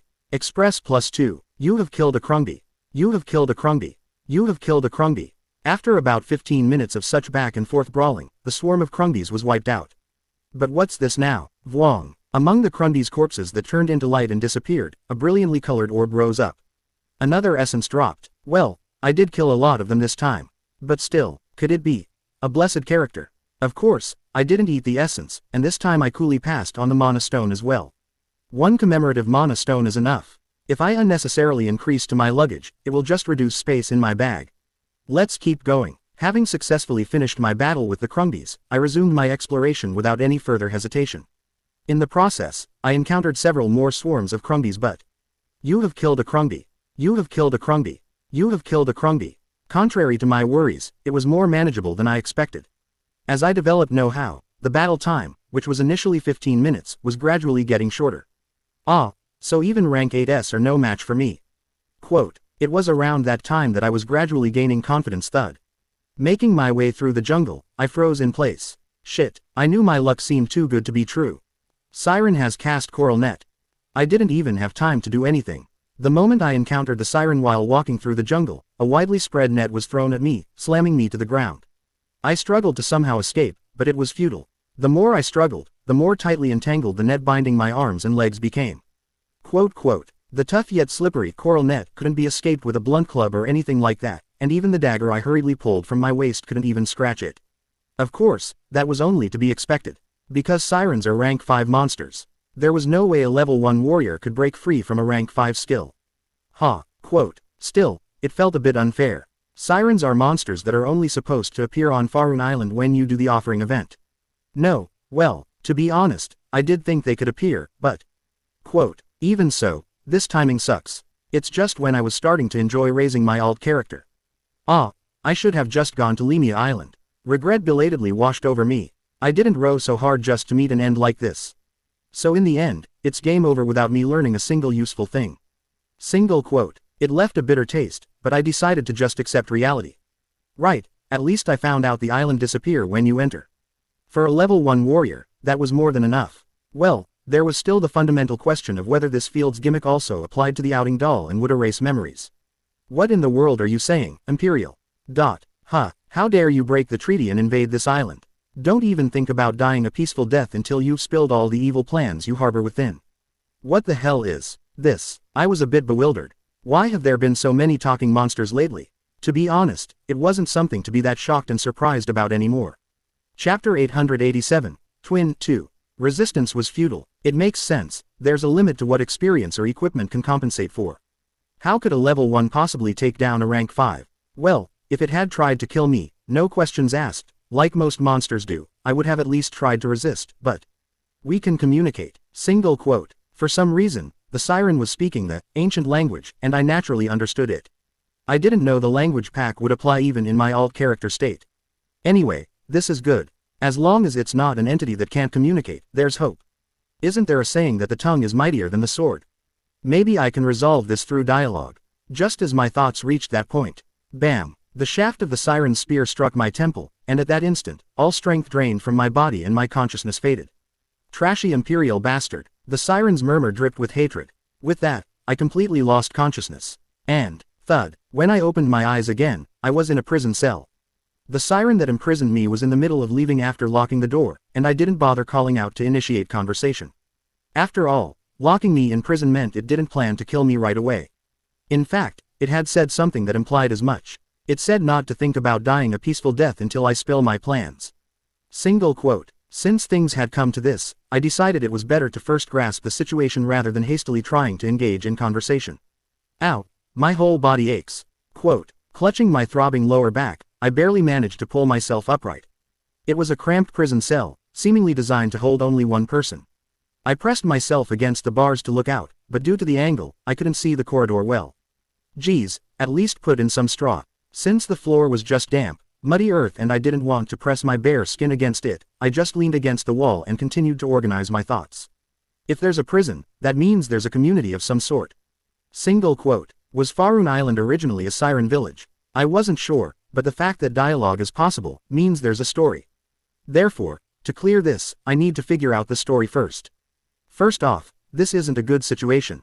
Inferring from the few keywords I got before getting knocked out by the spear hit, that siren considers me an Imperial who broke a treaty and invaded this island. Furthermore, it won't stop its nasty business until I confess all my evil plans.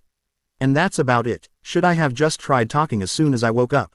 There's too little information. Should I just freestyle my way through it when they come to interrogate me? just as the furrow in my brow was deepening. "Hey, can you hear me?" A softly whispering voice came from beside me. It seemed to be a fellow prisoner in the cell next to mine.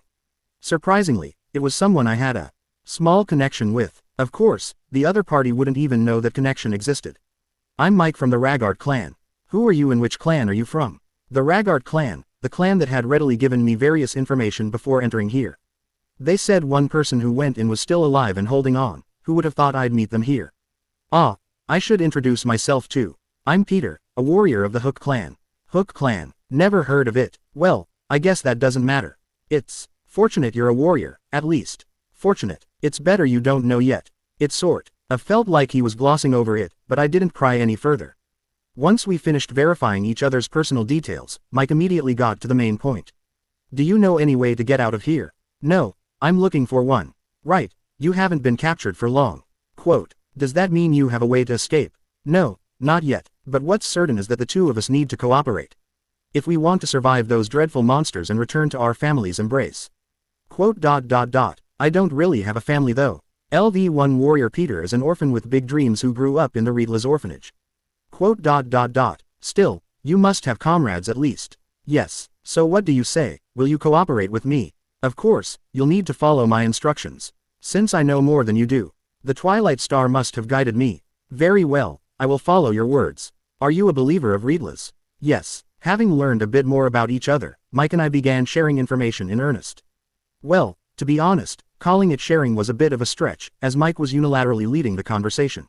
This island is inhabited by a colony of various species of monsters living together. The sirens, which are rank 5 monsters, are the dominant species, and I've even seen their queen, which is a rank 4. "Oh, your equipment was also taken, right?" "Yes. From what I saw while being dragged around from place to place, the confiscated equipment is stored in a warehouse at the center of the colony. It would be best if we could grab it when escaping, but we shouldn't push ourselves too hard to get it. Our top priority is survival." "Oh, quote, and how did you get to this island? Did you come by boat?" Yes. "Then that's great. If we can just escape from here, we can use that boat to get off this island." "Where's the boat moored?" I'm not sure." Quote, "I played dumb on this part. I mean, obviously, right. If he knew the boat's location, this bastard might abandon me and escape by himself. It's just difficult to explain, but once we get outside and I can look around, I think I'll be able to tell where I moored the boat." "That's a relief then." Mike paused as if organizing his thoughts, and now it was my turn to ask questions. "It sounds like you don't have a boat, so how did you end up on this island?" "It's a long story, and I don't want to talk about it." "Oh, withholding information here. Weren't we supposed to be in the same boat together?" Quote, "If you're hiding something from me, I can't cooperate with you either." When I stated this bluntly, he snapped like someone whose sore wound had been poked. "Damn it, they're all dead, everyone except me." So that's why he was so overly immersed. After contemplating for a moment, I told him the truth about the island. "Even if you die here, you just get kicked out with your equipment and memories taken, you don't actually die. Yes, your comrades are fine outside. It was actually your clan's captain who told me this information in the first place." "How can that be?" His voice, unable to hide his astonishment, was tinged with joy, but aren't humans complex animals by nature? The opposite emotion was also present within it as well. Then what was that all for? Fuck, why did I endure all that? Anger and sorrow. Wondering what he meant, I asked for details, and he shouted as if he were dying from the unfairness of it all. "These crazy monster bastards torture people." The conversation with Mike resumed only after some time had passed and he'd calmed his agitation. I asked questions to gather information, and he answered them diligently. Though for some reason, his voice had lost its previous passion and sounded hollow, like someone who had let go of something important. Well, that didn't mean the information was lacking though. When we first entered this place, there were more than 10 teams of explorers in the sea. They naturally steered their boats toward Lima, and my team that I led followed them toward Lima as well. As I expected, the explorers who had been selected as the advance party and entered this area headed for Lima Island, which was immediately visible before their eyes. And that island, which should have had no monsters at all, was crawling with unidentified entities. Unidentified entities. In other words, monsters that had never been discovered in the world before were occupying Lima Island. They were all humanoid monsters. They spoke in a language we couldn't understand, just like the monsters on this island. And each and every one of them seemed to be a variant, possessing unique abilities. Some used magic-like abilities, others shot arrows infused with energy. There were even some that used aura. They were heavily armed like the knights we're familiar with. Humanoid monsters. Sensing something a little off at that point, I asked for more details about their attire, and soon reached a conclusion. They're Imperial soldiers. Lima Island is occupied by Imperial soldiers. And piecing together the keywords, it seems the sirens of Farun Island are hostile toward those Imperial soldiers. Before we could even progress through the entrance of the island, we all instinctively realized it. With our current strength, we could absolutely never conquer it, so we got back on our boats and fled from the island as fast as we could. But surprisingly, those unidentified entities even possessed warships. They immediately pursued us, and we lost all our boats to the relentless barrage of their magic cannons. And, when I came to, I was on this island. My last memory was grabbing onto a plank and tying myself to it, and it seems I was carried there by the current. The story after that was predictable enough. Mike explored Farun Island alone, encountered a siren like I did, was captured and then locked up in this prison. After that, he repeatedly endured extreme levels of torture day after day. All while holding on to hope that someone would come to rescue him. But to think all that suffering was for nothing. That if you just die, you only lose equipment and that's it.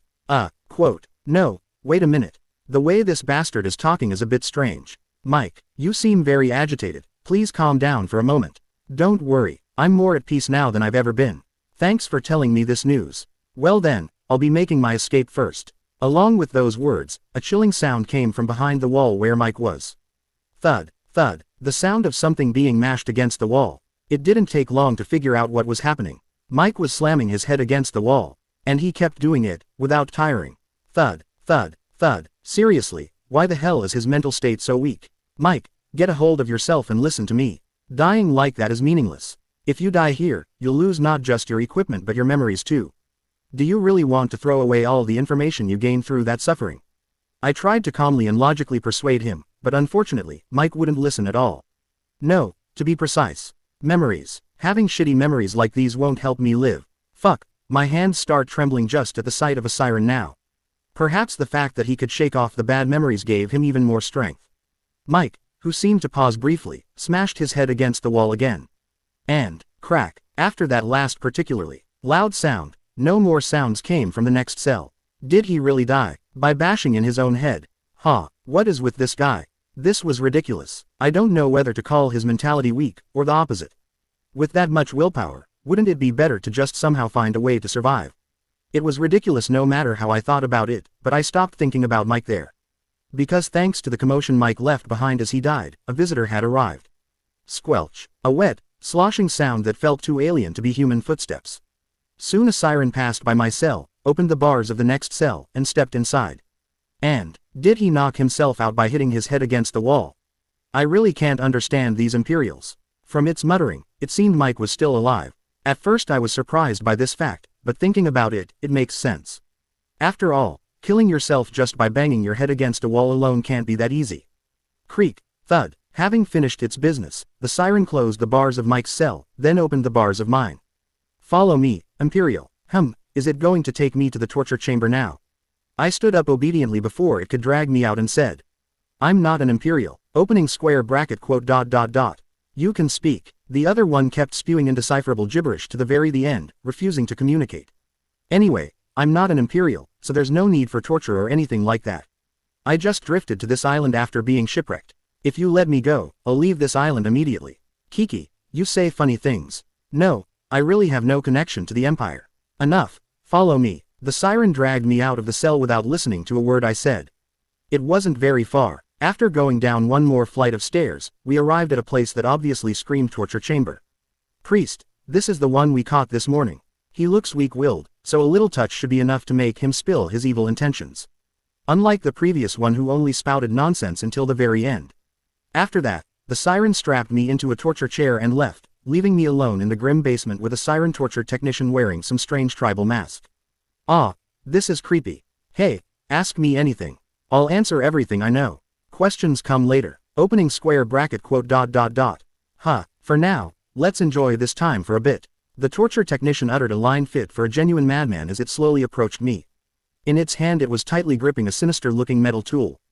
Thump. Goosebumps ran down my spine. Now I understood Mike's feelings a little bit. Having a bastard like this mercilessly torturing him, no wonder Mike went crazy. Thump. But now, that torture was about to be inflicted on me. Torture so harsh that one would rather commit suicide by bashing their head against a wall. Could I really endure it? Swish. With that question in mind, the monster's metal tool touched the tip of my index fingernail.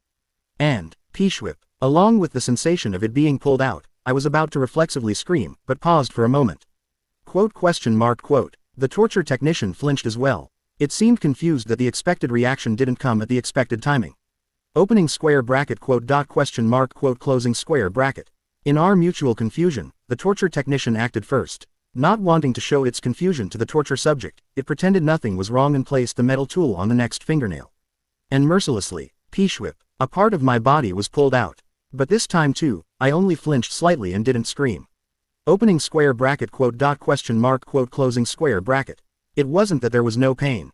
It hurt like hell, but it was no more and no less than the pain of having a fingernail pulled out. I only felt exactly that amount of pain. Quote.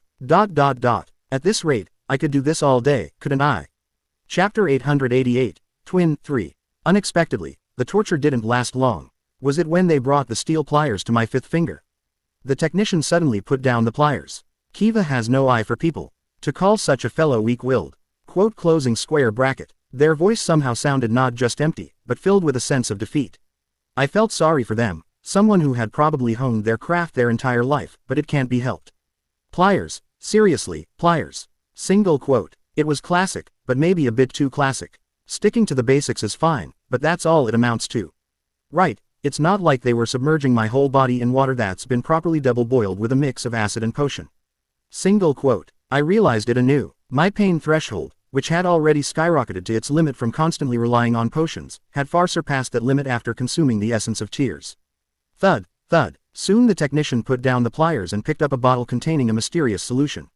Is it the next torture tool after the pliers? Judging by the bottle it's contained in, it's likely an acidic solution. As such, I should now be a bit nervous. Splosh. I don't know why, but when the technician poured the solution over my wounds, the bleeding stopped, and new flesh and fingernails began to grow back.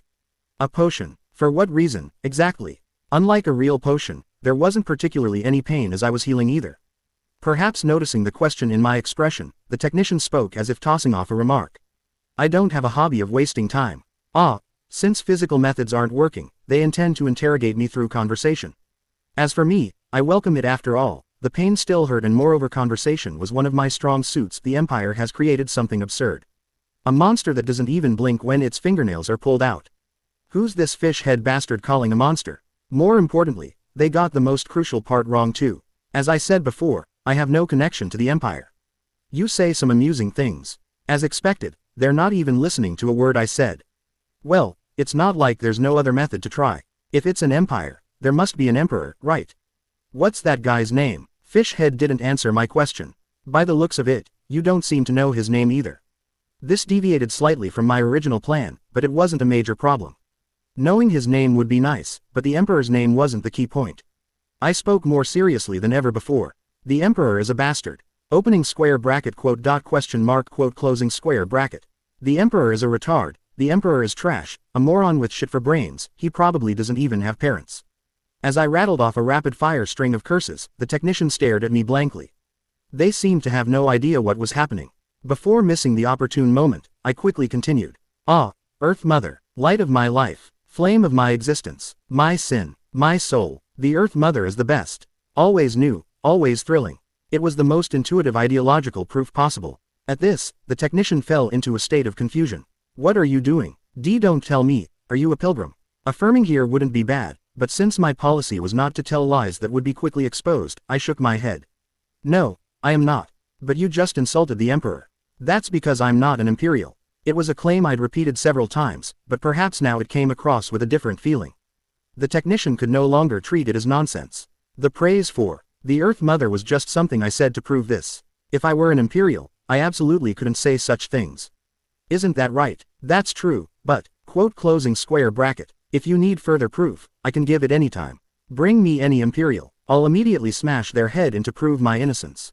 At my bold demand, the technician looked at me for a moment as if organizing their thoughts. And, opening square bracket wait here a moment. After saying that, the technician left for about an hour before returning to taking me to the surface. Thanks to that, I was able to see their colony with my own eyes for the first time. This wasn't just a simple siren village. ranimate warriors, sea giants, nagas, etc., etc., etc. Various marine monster species were living here, and there was a chieftain leading this collective group. Are you the Imperial who cursed the Emperor and praised the Earth Mother?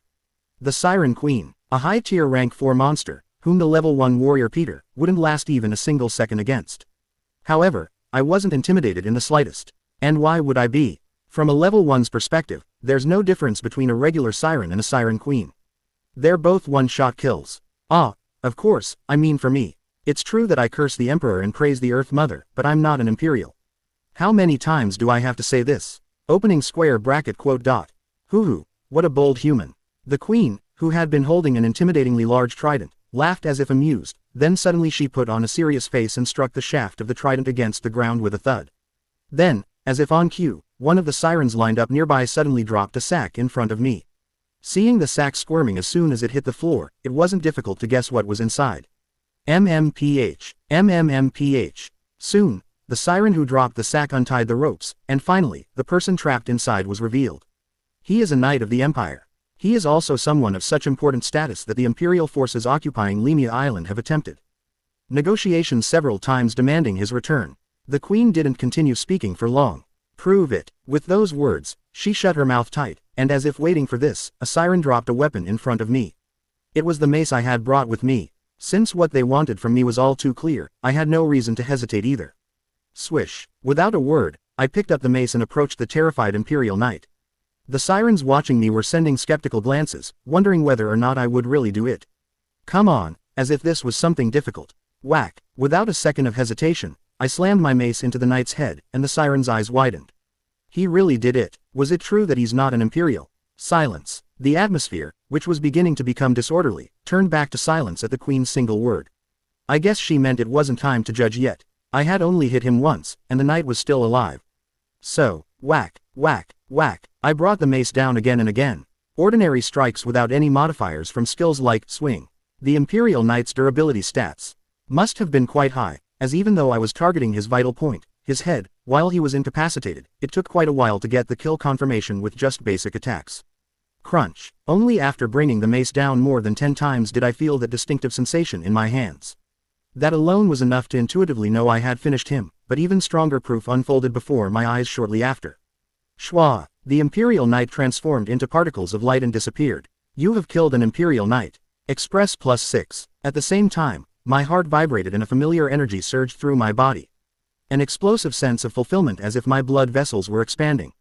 You have leveled up. Soul power has increased by +10. The maximum number of essences you can absorb has increased by +1. They're even giving me experience points for proving I'm not an Imperial. This isn't enough. I frowned and shook my head. I'll prove it more, so bring more. Instead of knights, regular soldiers or archers would be even better. It would be great if I could hit exactly level 3, no more, no less. Silence fell over the open space. While the sea monsters stared at me with wide, dumbfounded eyes, the Siren Queen brought the situation to a close. Opening square bracket quote dot. That's enough. The proof is finished. I acknowledge it. You are not an Imperial. Right. I guess no more free rides from here. Feeling a vague sense of disappointment, I waited for the Queen to continue. Human child, do you have any intention of devoting yourself to the Earth Mother? If you are, I am even willing to personally bestow a blessing. What is this blessing? It means you can become one of us, going beyond being a simple pilgrim. So does that mean I'd become a siren too? Well, that is uncertain. The blessing will be granted according to the size of your soul. The size of the soul? I wasn't entirely sure, but that seemed to mean it was proportional to your level. If I were level 3, I'd probably transform into something like a ranimate warrior, a rank 7 monster. There was no need to think about it. In that case, I will decline. If the puppet doll turned into a monster, there might be moments when that would be useful in its own right, but honestly, I think keeping it in a human state would be more useful. Opening square bracket quote dot. If that is your will, I will not insist further. Surprisingly, when I declined the offer, the Queen coolly accepted my refusal and didn't press further. And so, the proselytizing talk ended there. So, what happens to me now? I've proven I'm not an Imperial. Nothing. I'd appreciate it if you could say what you mean clearly. You are free. We are different from the Empire. We have no intention of harming those uninvolved in this war. Phew, so I've survived for now then. As I was breathing a sigh of relief. Internally, the Queen spoke. You can leave the island as is, or stay and observe our way of life. It would be even better if, in doing so, you find the will to devote yourself to the Earth Mother. Opening square bracket quote dot. Quote closing square bracket. So, what will you do? Human child. Well, my decision was already as good as made. A week has already passed since I first entered this island as part of the advance party. And I'm still on Farun Island. However, it's different from before when I was locked up as a prisoner. I could now roam freely around the village, and, wah, Peter, do that thing, battle LAAAAAAH. I had also become quite popular.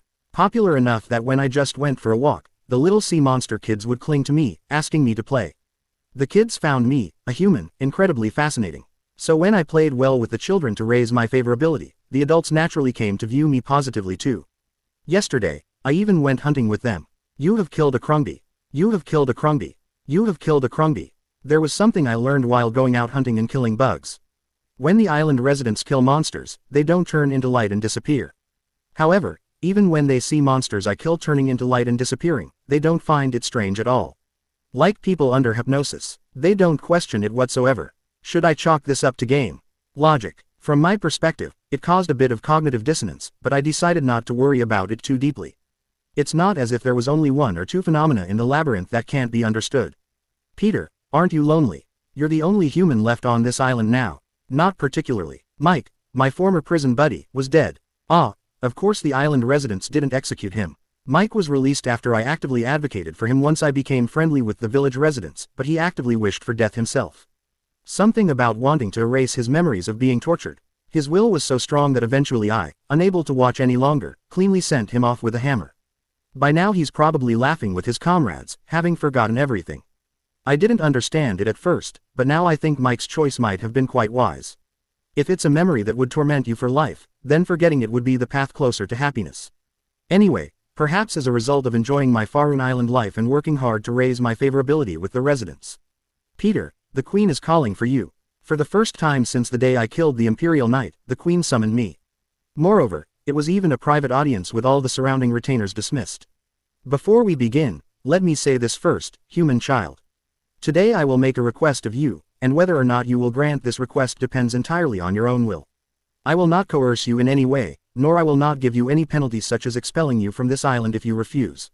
Those are things only the evil empire would do. In simple terms, she's going to give me a quest. But seeing her lay such lengthy groundwork before even stating the contents of the quest, I don't know how to interpret it.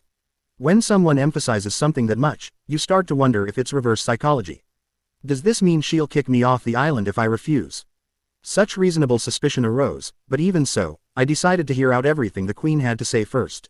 Also, if you grant my request, I swear on the name of the Earth Mother that I will grant you an appropriate reward. I get it, so tell me, what is the request? Go to the island occupied by the Imperials and find a child. And grant that suffering child peace. An assassination quest given to a LV2 warrior. I wanted to ask if she had gotten my class wrong, but first, I'd like to know who that child is. I decided to confirm the rest of the quest contents first, and as a result, I heard a surprising name.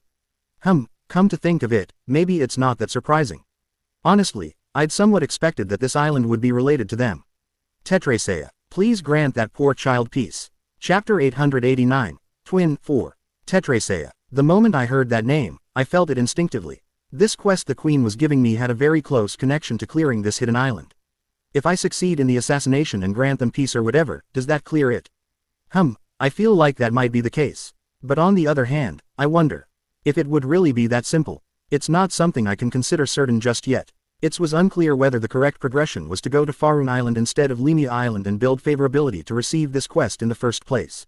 Even if I had gone to Lima Island, as long as I knew how to speak the ancient language, I have a feeling it would have progressed somehow. It's a common trope in games. Choose a faction, and carry out quests suited for that faction. I'd like to hear more details before I decide. Anyway, since the name Tetraa has come up, I need to know more about the current situation. What are you curious about? Everything. Starting with what kind of situation Tetraa is in. Opening square bracket quote dot. Very well, is it because she's in the position of giving me a quest? The Queen diligently answered my questions, even though they were largely unrelated to the assassination mission itself. Do you know about the treaty we made with the Imperial Army? I heard from the residents. You promised not to invade each other's territories, right? There was a price for that treaty. We had to hand over the idol's bloodline to them. What did you receive in return? The daily lives of our residents. Hearing the story, that treaty didn't feel like a ceasefire agreement made between equals. It was more like a typical unequal treaty signed by a defeated nation. Farun Island gave them what they wanted, and in return, they were promised survival. First off, the idol's bloodline seems to refer to Tetraa. Single quote. What do you mean by idol? The master of this island, the one who controls storms. The one who controls storms. Considering I'm on Farun Island, I think. I have an idea. Someone above the queen. I've never seen them. They no longer resides on this island. That too was part of the treaty. I see. After asking a few more questions about the one who controls storms, I confirmed it was the same individual I had suspected. Storm gush. Single quote. In other words, Tetraa, the idol's bloodline, meant a baby storm gush. And once I had derived that interpretation, various other hypotheses arose. Specifically, the event that occurred during the battle with the Lord of Tears. I had only thought about the flower crown and such as the trigger condition, but maybe the storm gush essence had an influence too. Well, that's not important now. But in this situation, is it okay to kill the idol's bloodline, which was the price of the treaty?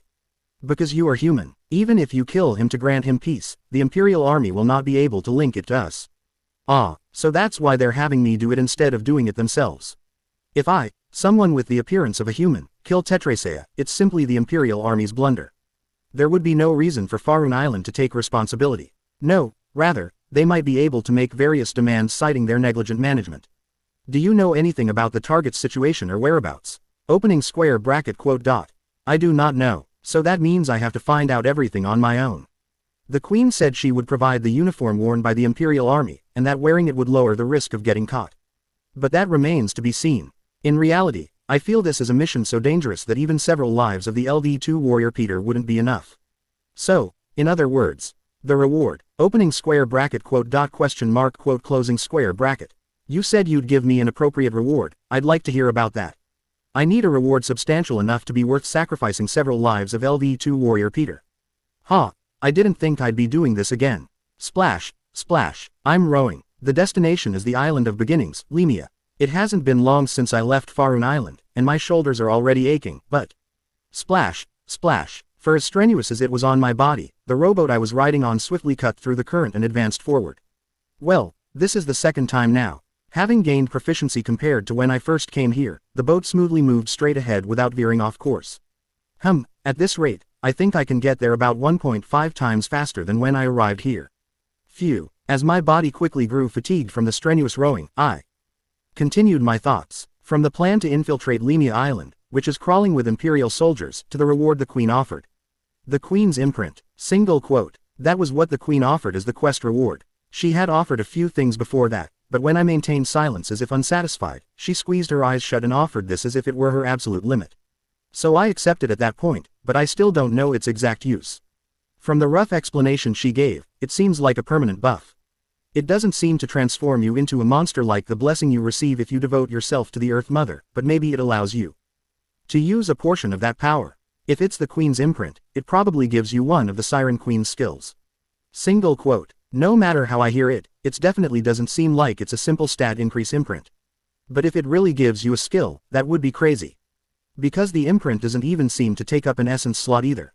Or maybe there's a restriction, like you can only ever receive one imprint. If that's the case, receiving the Queen's imprint would be a loss.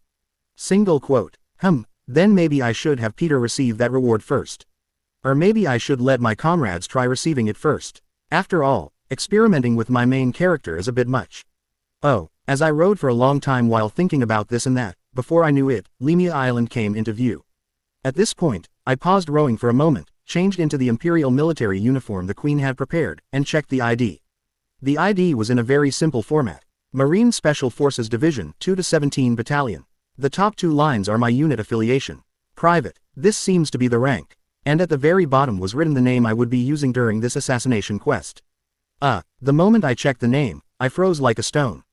Hans Elfire. What the fuck? Fwing. Splash. The moment I saw the name, I reflexively threw it into the sea.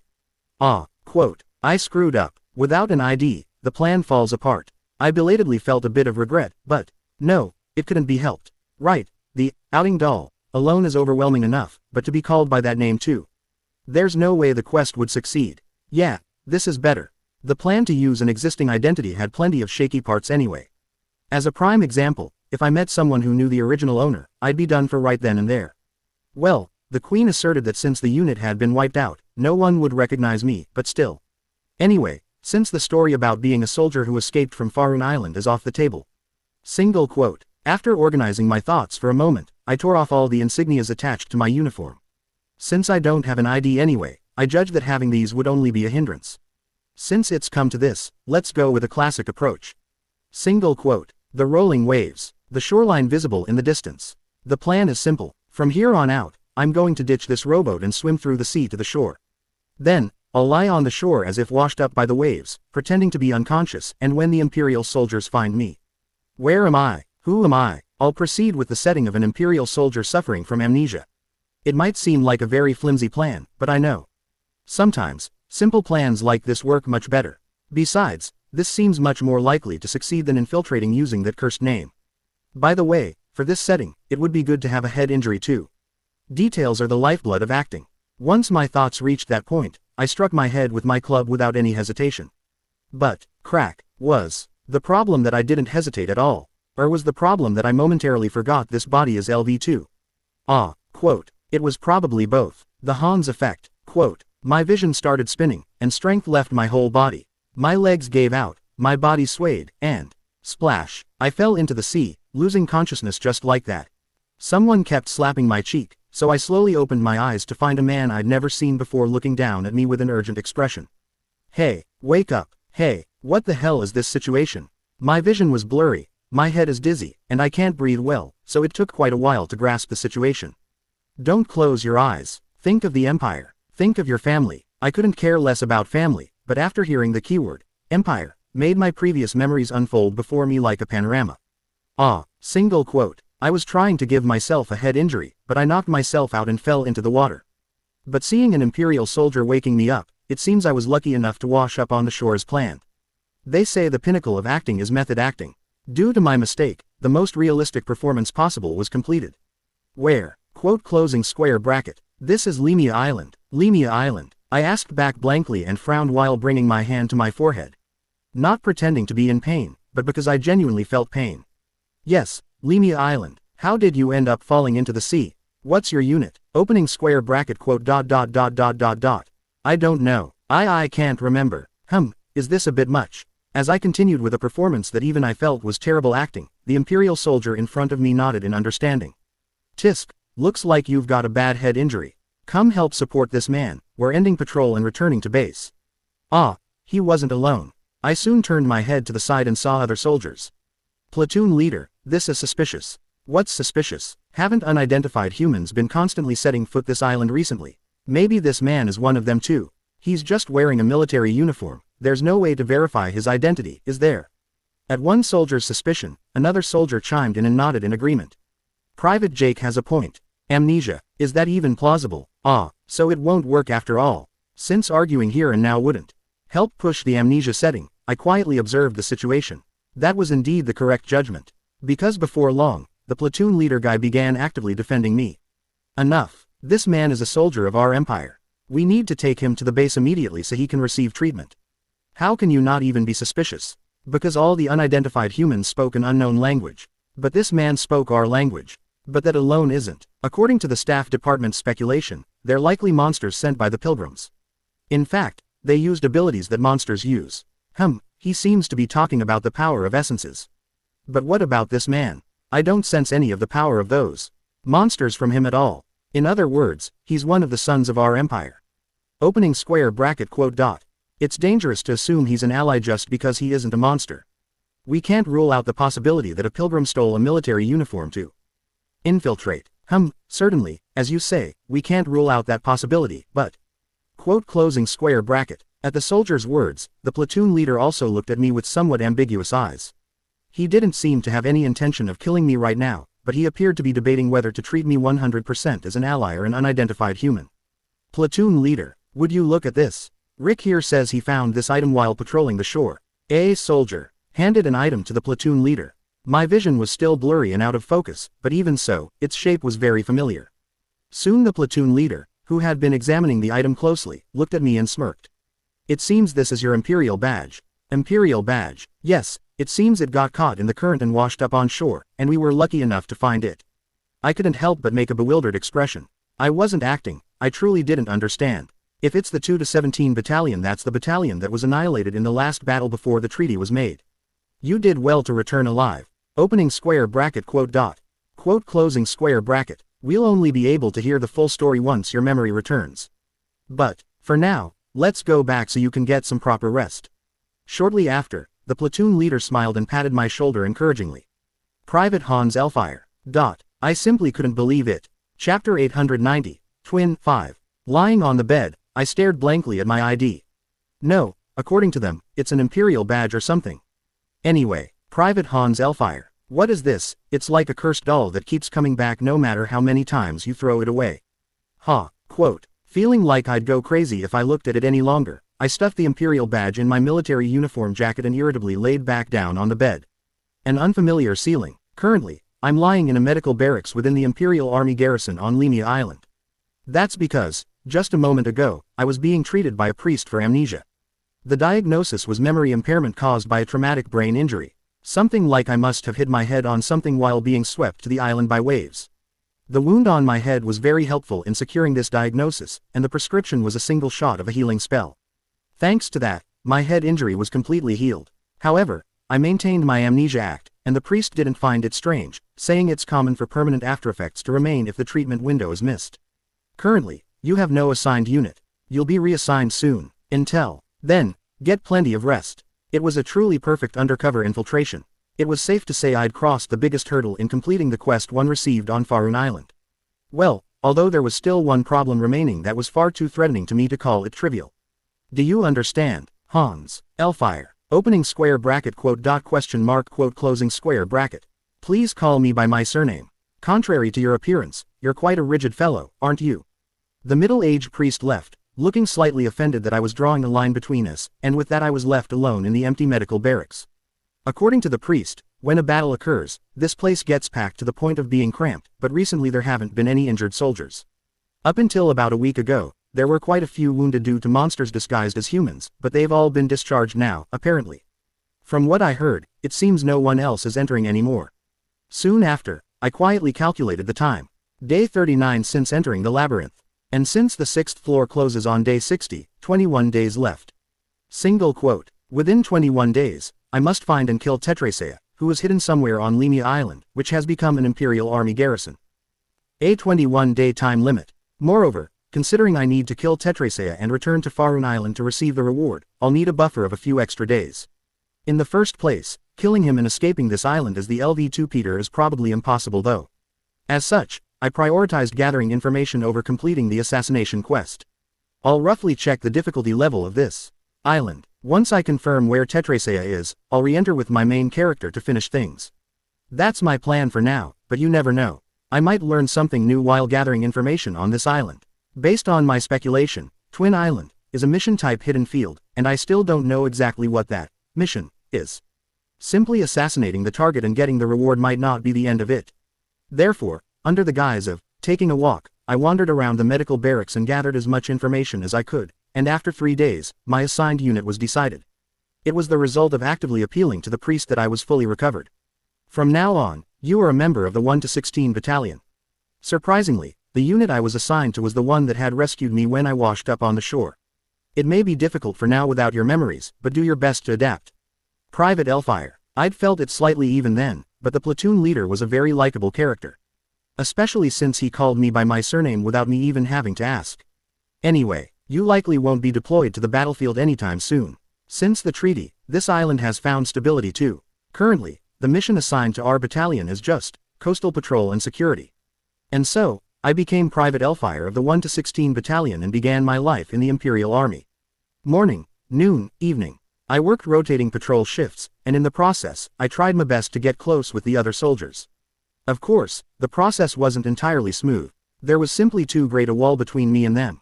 Hans. Opening square bracket quote dot. Sorry, but I'd appreciate it if you'd call me by my surname. The sad fate of having to draw a line with soldiers who started calling me by my first name just as we were getting close. Ah, was this how Hong Gildong felt? Still, thankfully, the kind Imperial soldiers, full of camaraderie, warmly accepted me despite that.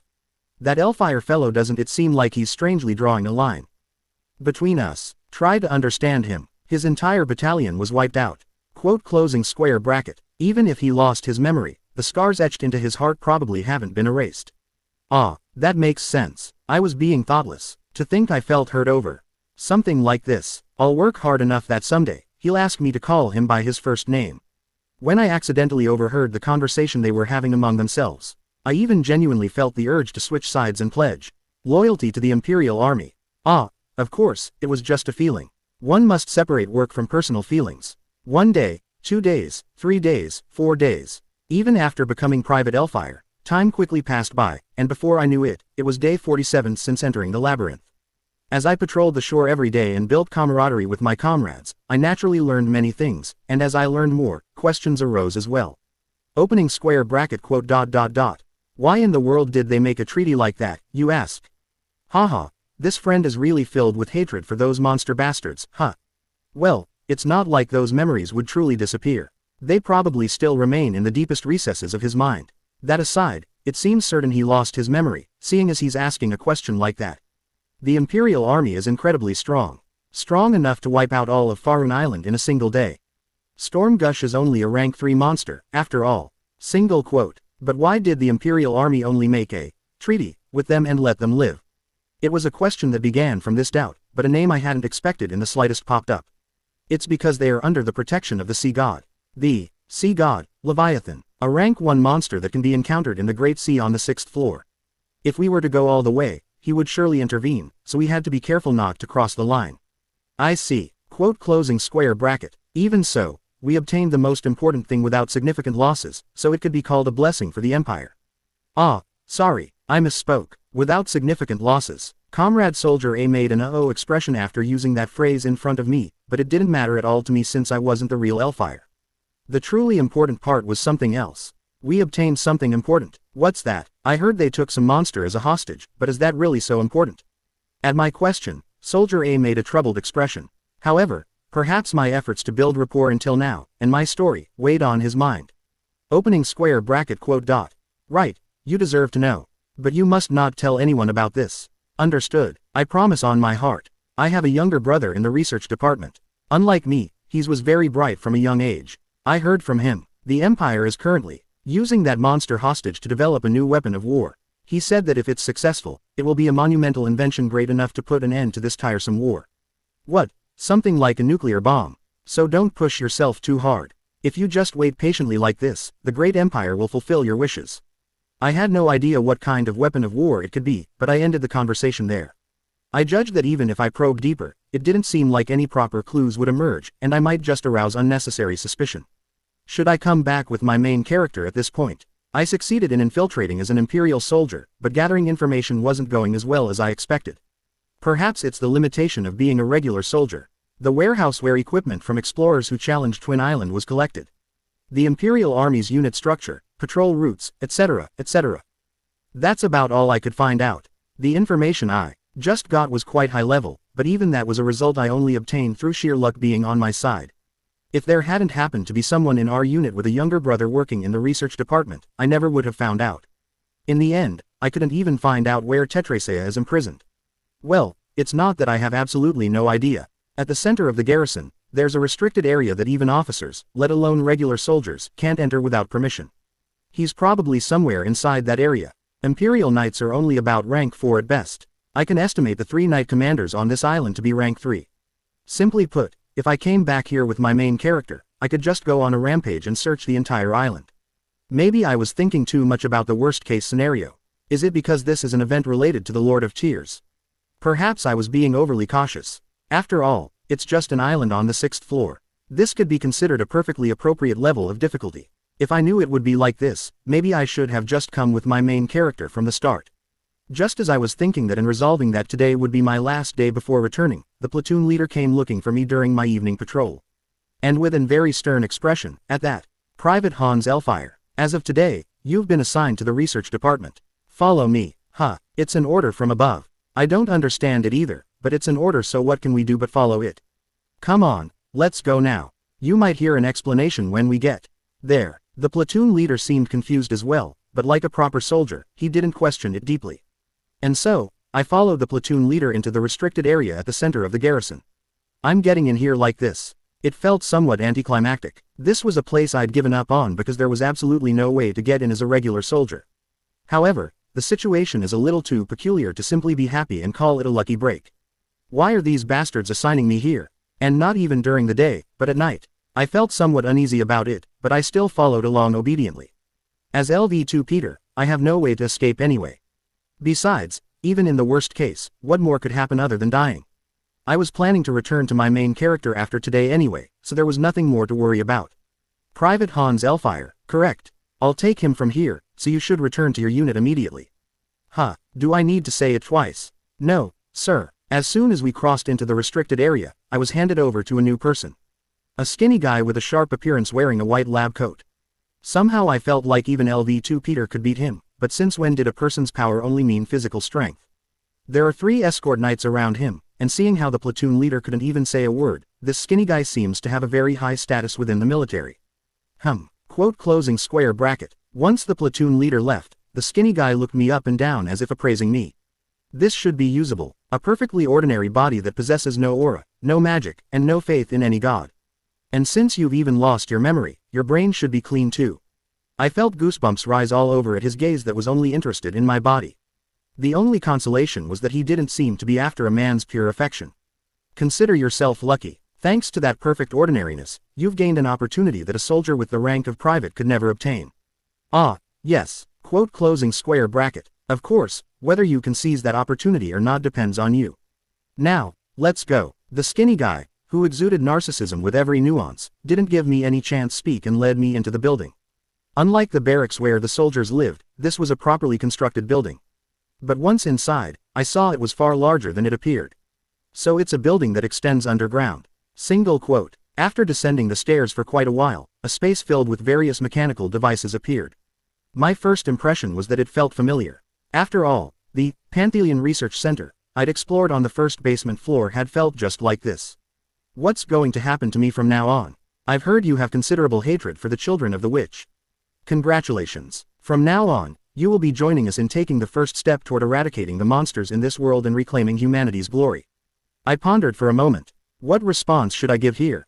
Thank you. Hoo-hoo. Even your attitude is good. I like it very much. Fortunately, my response seemed correct, as the skinny guy laughed like a pervert and gave an answer to my question. Well, not that I could properly understand much of it. Starting today, you will live with Alpha for the next 72 hours and slowly increase your synchronization rate.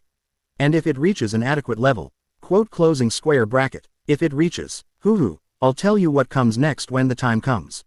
It's meaningless anyway if the synchronization rate doesn't increase. Now then, a level 2 researcher will explain the precautions, so make sure you understand them well. I will see you again tomorrow morning. With those words, the skinny guy left, and next I was led by skinny guy 2 who'd been stuck with the grunt work. And, food. After quickly receiving only the precautions, I was locked inside another room. By the way, there was a person who was my senior in that room. Ah, can I even call them a person? Drip, drip, water droplets dripped down. As I slowly approached my senior who was collapsed limply on the floor, only then did they seem to notice my presence. Slide. The baby storm gush with 3 stakes driven into its chest lifted its head and looked at me. Who are you? The person who will to save you. Somehow, I'd located my target. Chapter 891, Twin 6. The interior structure of the laboratory was incredibly simple. A square structure with a ceiling far too high for it to be considered a typical room. However, in the very center of the floor, there was a circular indentation carved out like a hot spring. It was filled with water, I see. The remaining traces of water revealed what purpose that circular indentation served. It was probably full until just moments ago. Of course, it wouldn't have been ordinary water. Well, it wouldn't have been incredibly special water either. As someone who knew the storm gush's abilities better than anyone, I immediately realized what it was the moment I saw it. Seawater. Storm gush's passive skill, origin. This skill increases regeneration when in contact with seawater, and the rate of increase grows higher the longer the contact lasts. Are they regulating it by filling and draining the water repeatedly before its regeneration gets too high? I felt this while listening to the various precautions before entering, but these bastards are truly cruel. The small amount of goodwill I'd developed toward the Imperial soldiers for their kindness was dropping rapidly. As expected, the Empire was far from goodness or justice. In the first place, it seems like the reason this kid became a lord was also because of the Empire. Single quote. Coincidentally, I knew of a similar case. The Lord of Terror, Dreadfair. Though it was a result close to an accident, if you trace the causality, he too was a being created by the Imperial army. But to think that even the Lord of the 6th floor was caused by the Empire. Single quote. At this point, if some fucked up thing happened on a global scale, you could close your eyes, blame the Empire, and probably be right more than half the time. Of course, this theory includes the Earth Witch too. As I've been learning the secrets of this world, what I'm newly realizing is that ultimately, these two are the culprits behind everything. Opening square bracket quote dot.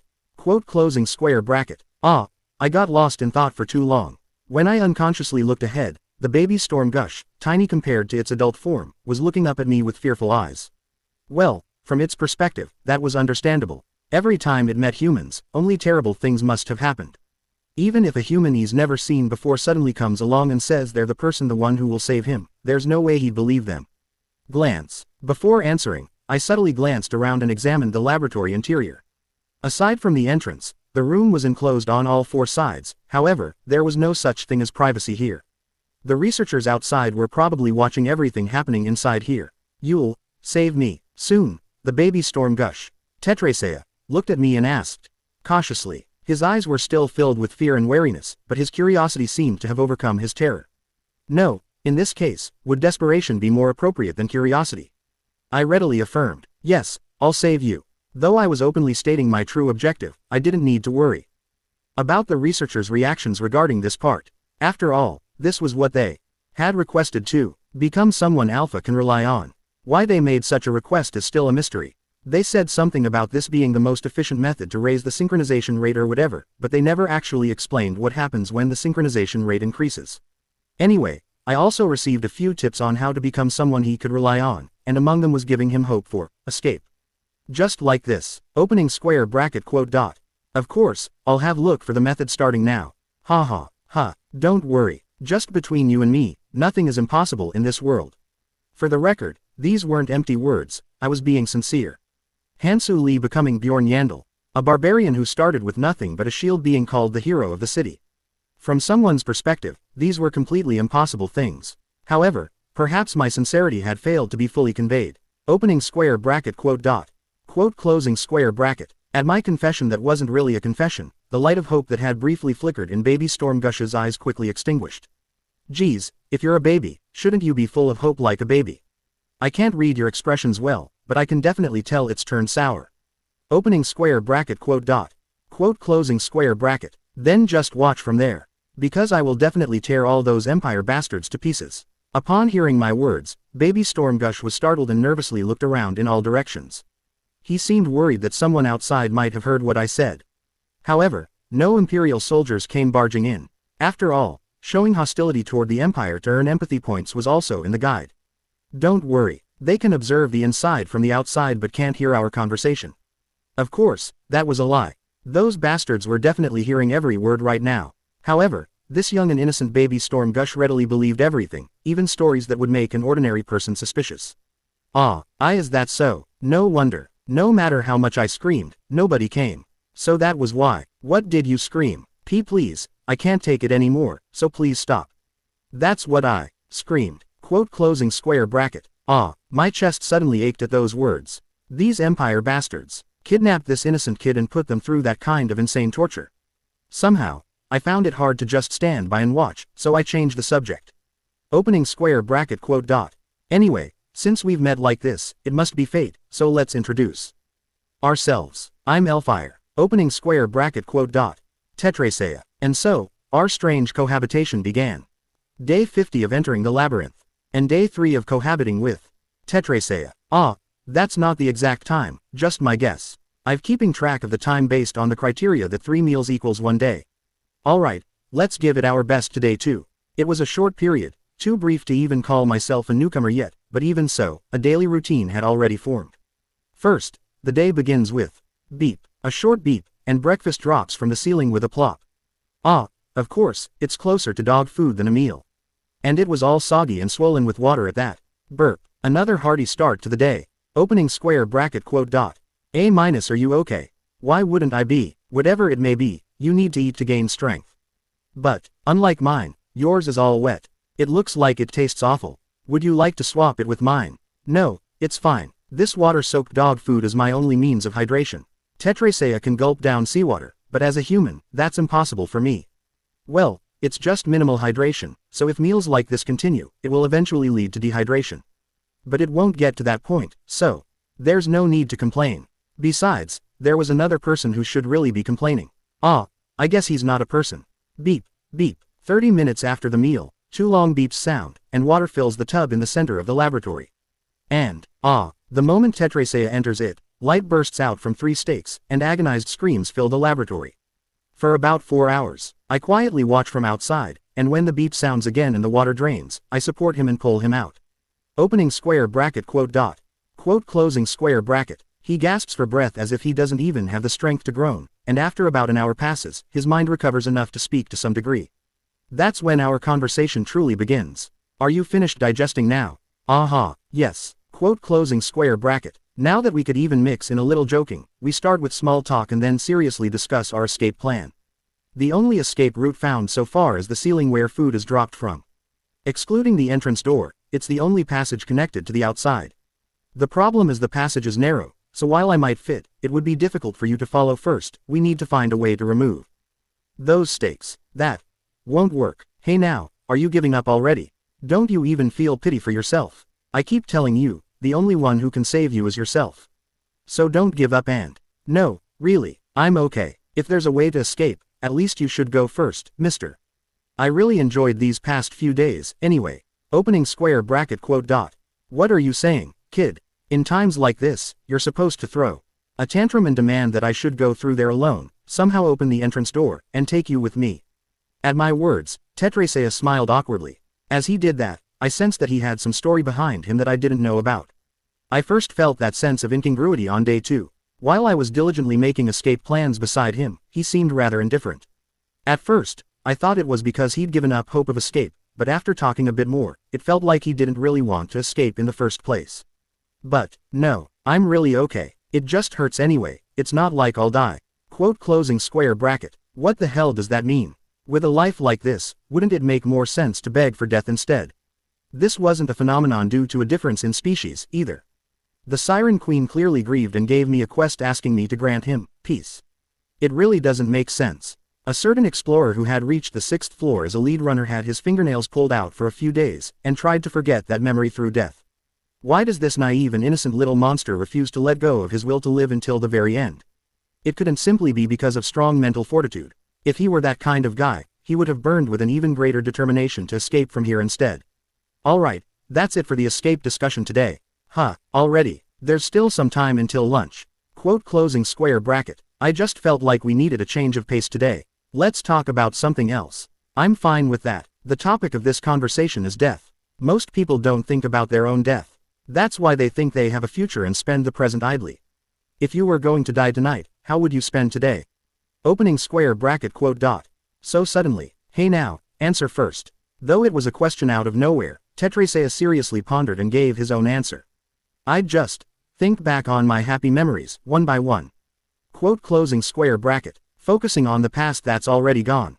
As expected, an answer befitting this kid, but wrong. The correct answer was to plant an apple tree. It was a question with a correct answer. Wait, why is the correct answer an apple tree in the first place? It's not an apple tree. When I shook my head, Tetraa looked at me as if asking what kind of nonsense is this now? Of course, regardless of that, I continued speaking. What's important is the will to live and see tomorrow. Opening square bracket quote dot. Quote closing square bracket. Die tonight. Why accept that? You should try to survive and see tomorrow no matter what. Therefore, reminiscing about the past is the most terribly wrong answer in this world. I spoke more firmly than ever before. Survival. That is the fate of those who are born, and right now, you have chosen to defy that fate. Opening square bracket quote dot. Quote closing square bracket. But in truth, you have never once defied that fate until now. Even though a tomorrow more terrible than death visits you every single day. Opening square bracket quote dot. Quote closing square bracket. Why? At my question, Tetraa couldn't answer for a long while. Being a broad-minded adult, I waited patiently for them to speak on their own. But, beep. In the midst of that, lunch dropped from the ceiling. After that, we finished our meal in awkward silence. A short while later, the tub filled with water. Then, terrible screams that made my fists clench tightly filled the laboratory for a long time, and Only after that time had passed could I finally get an answer to that question. If I die, the treaty might be broken and then the island could be in danger.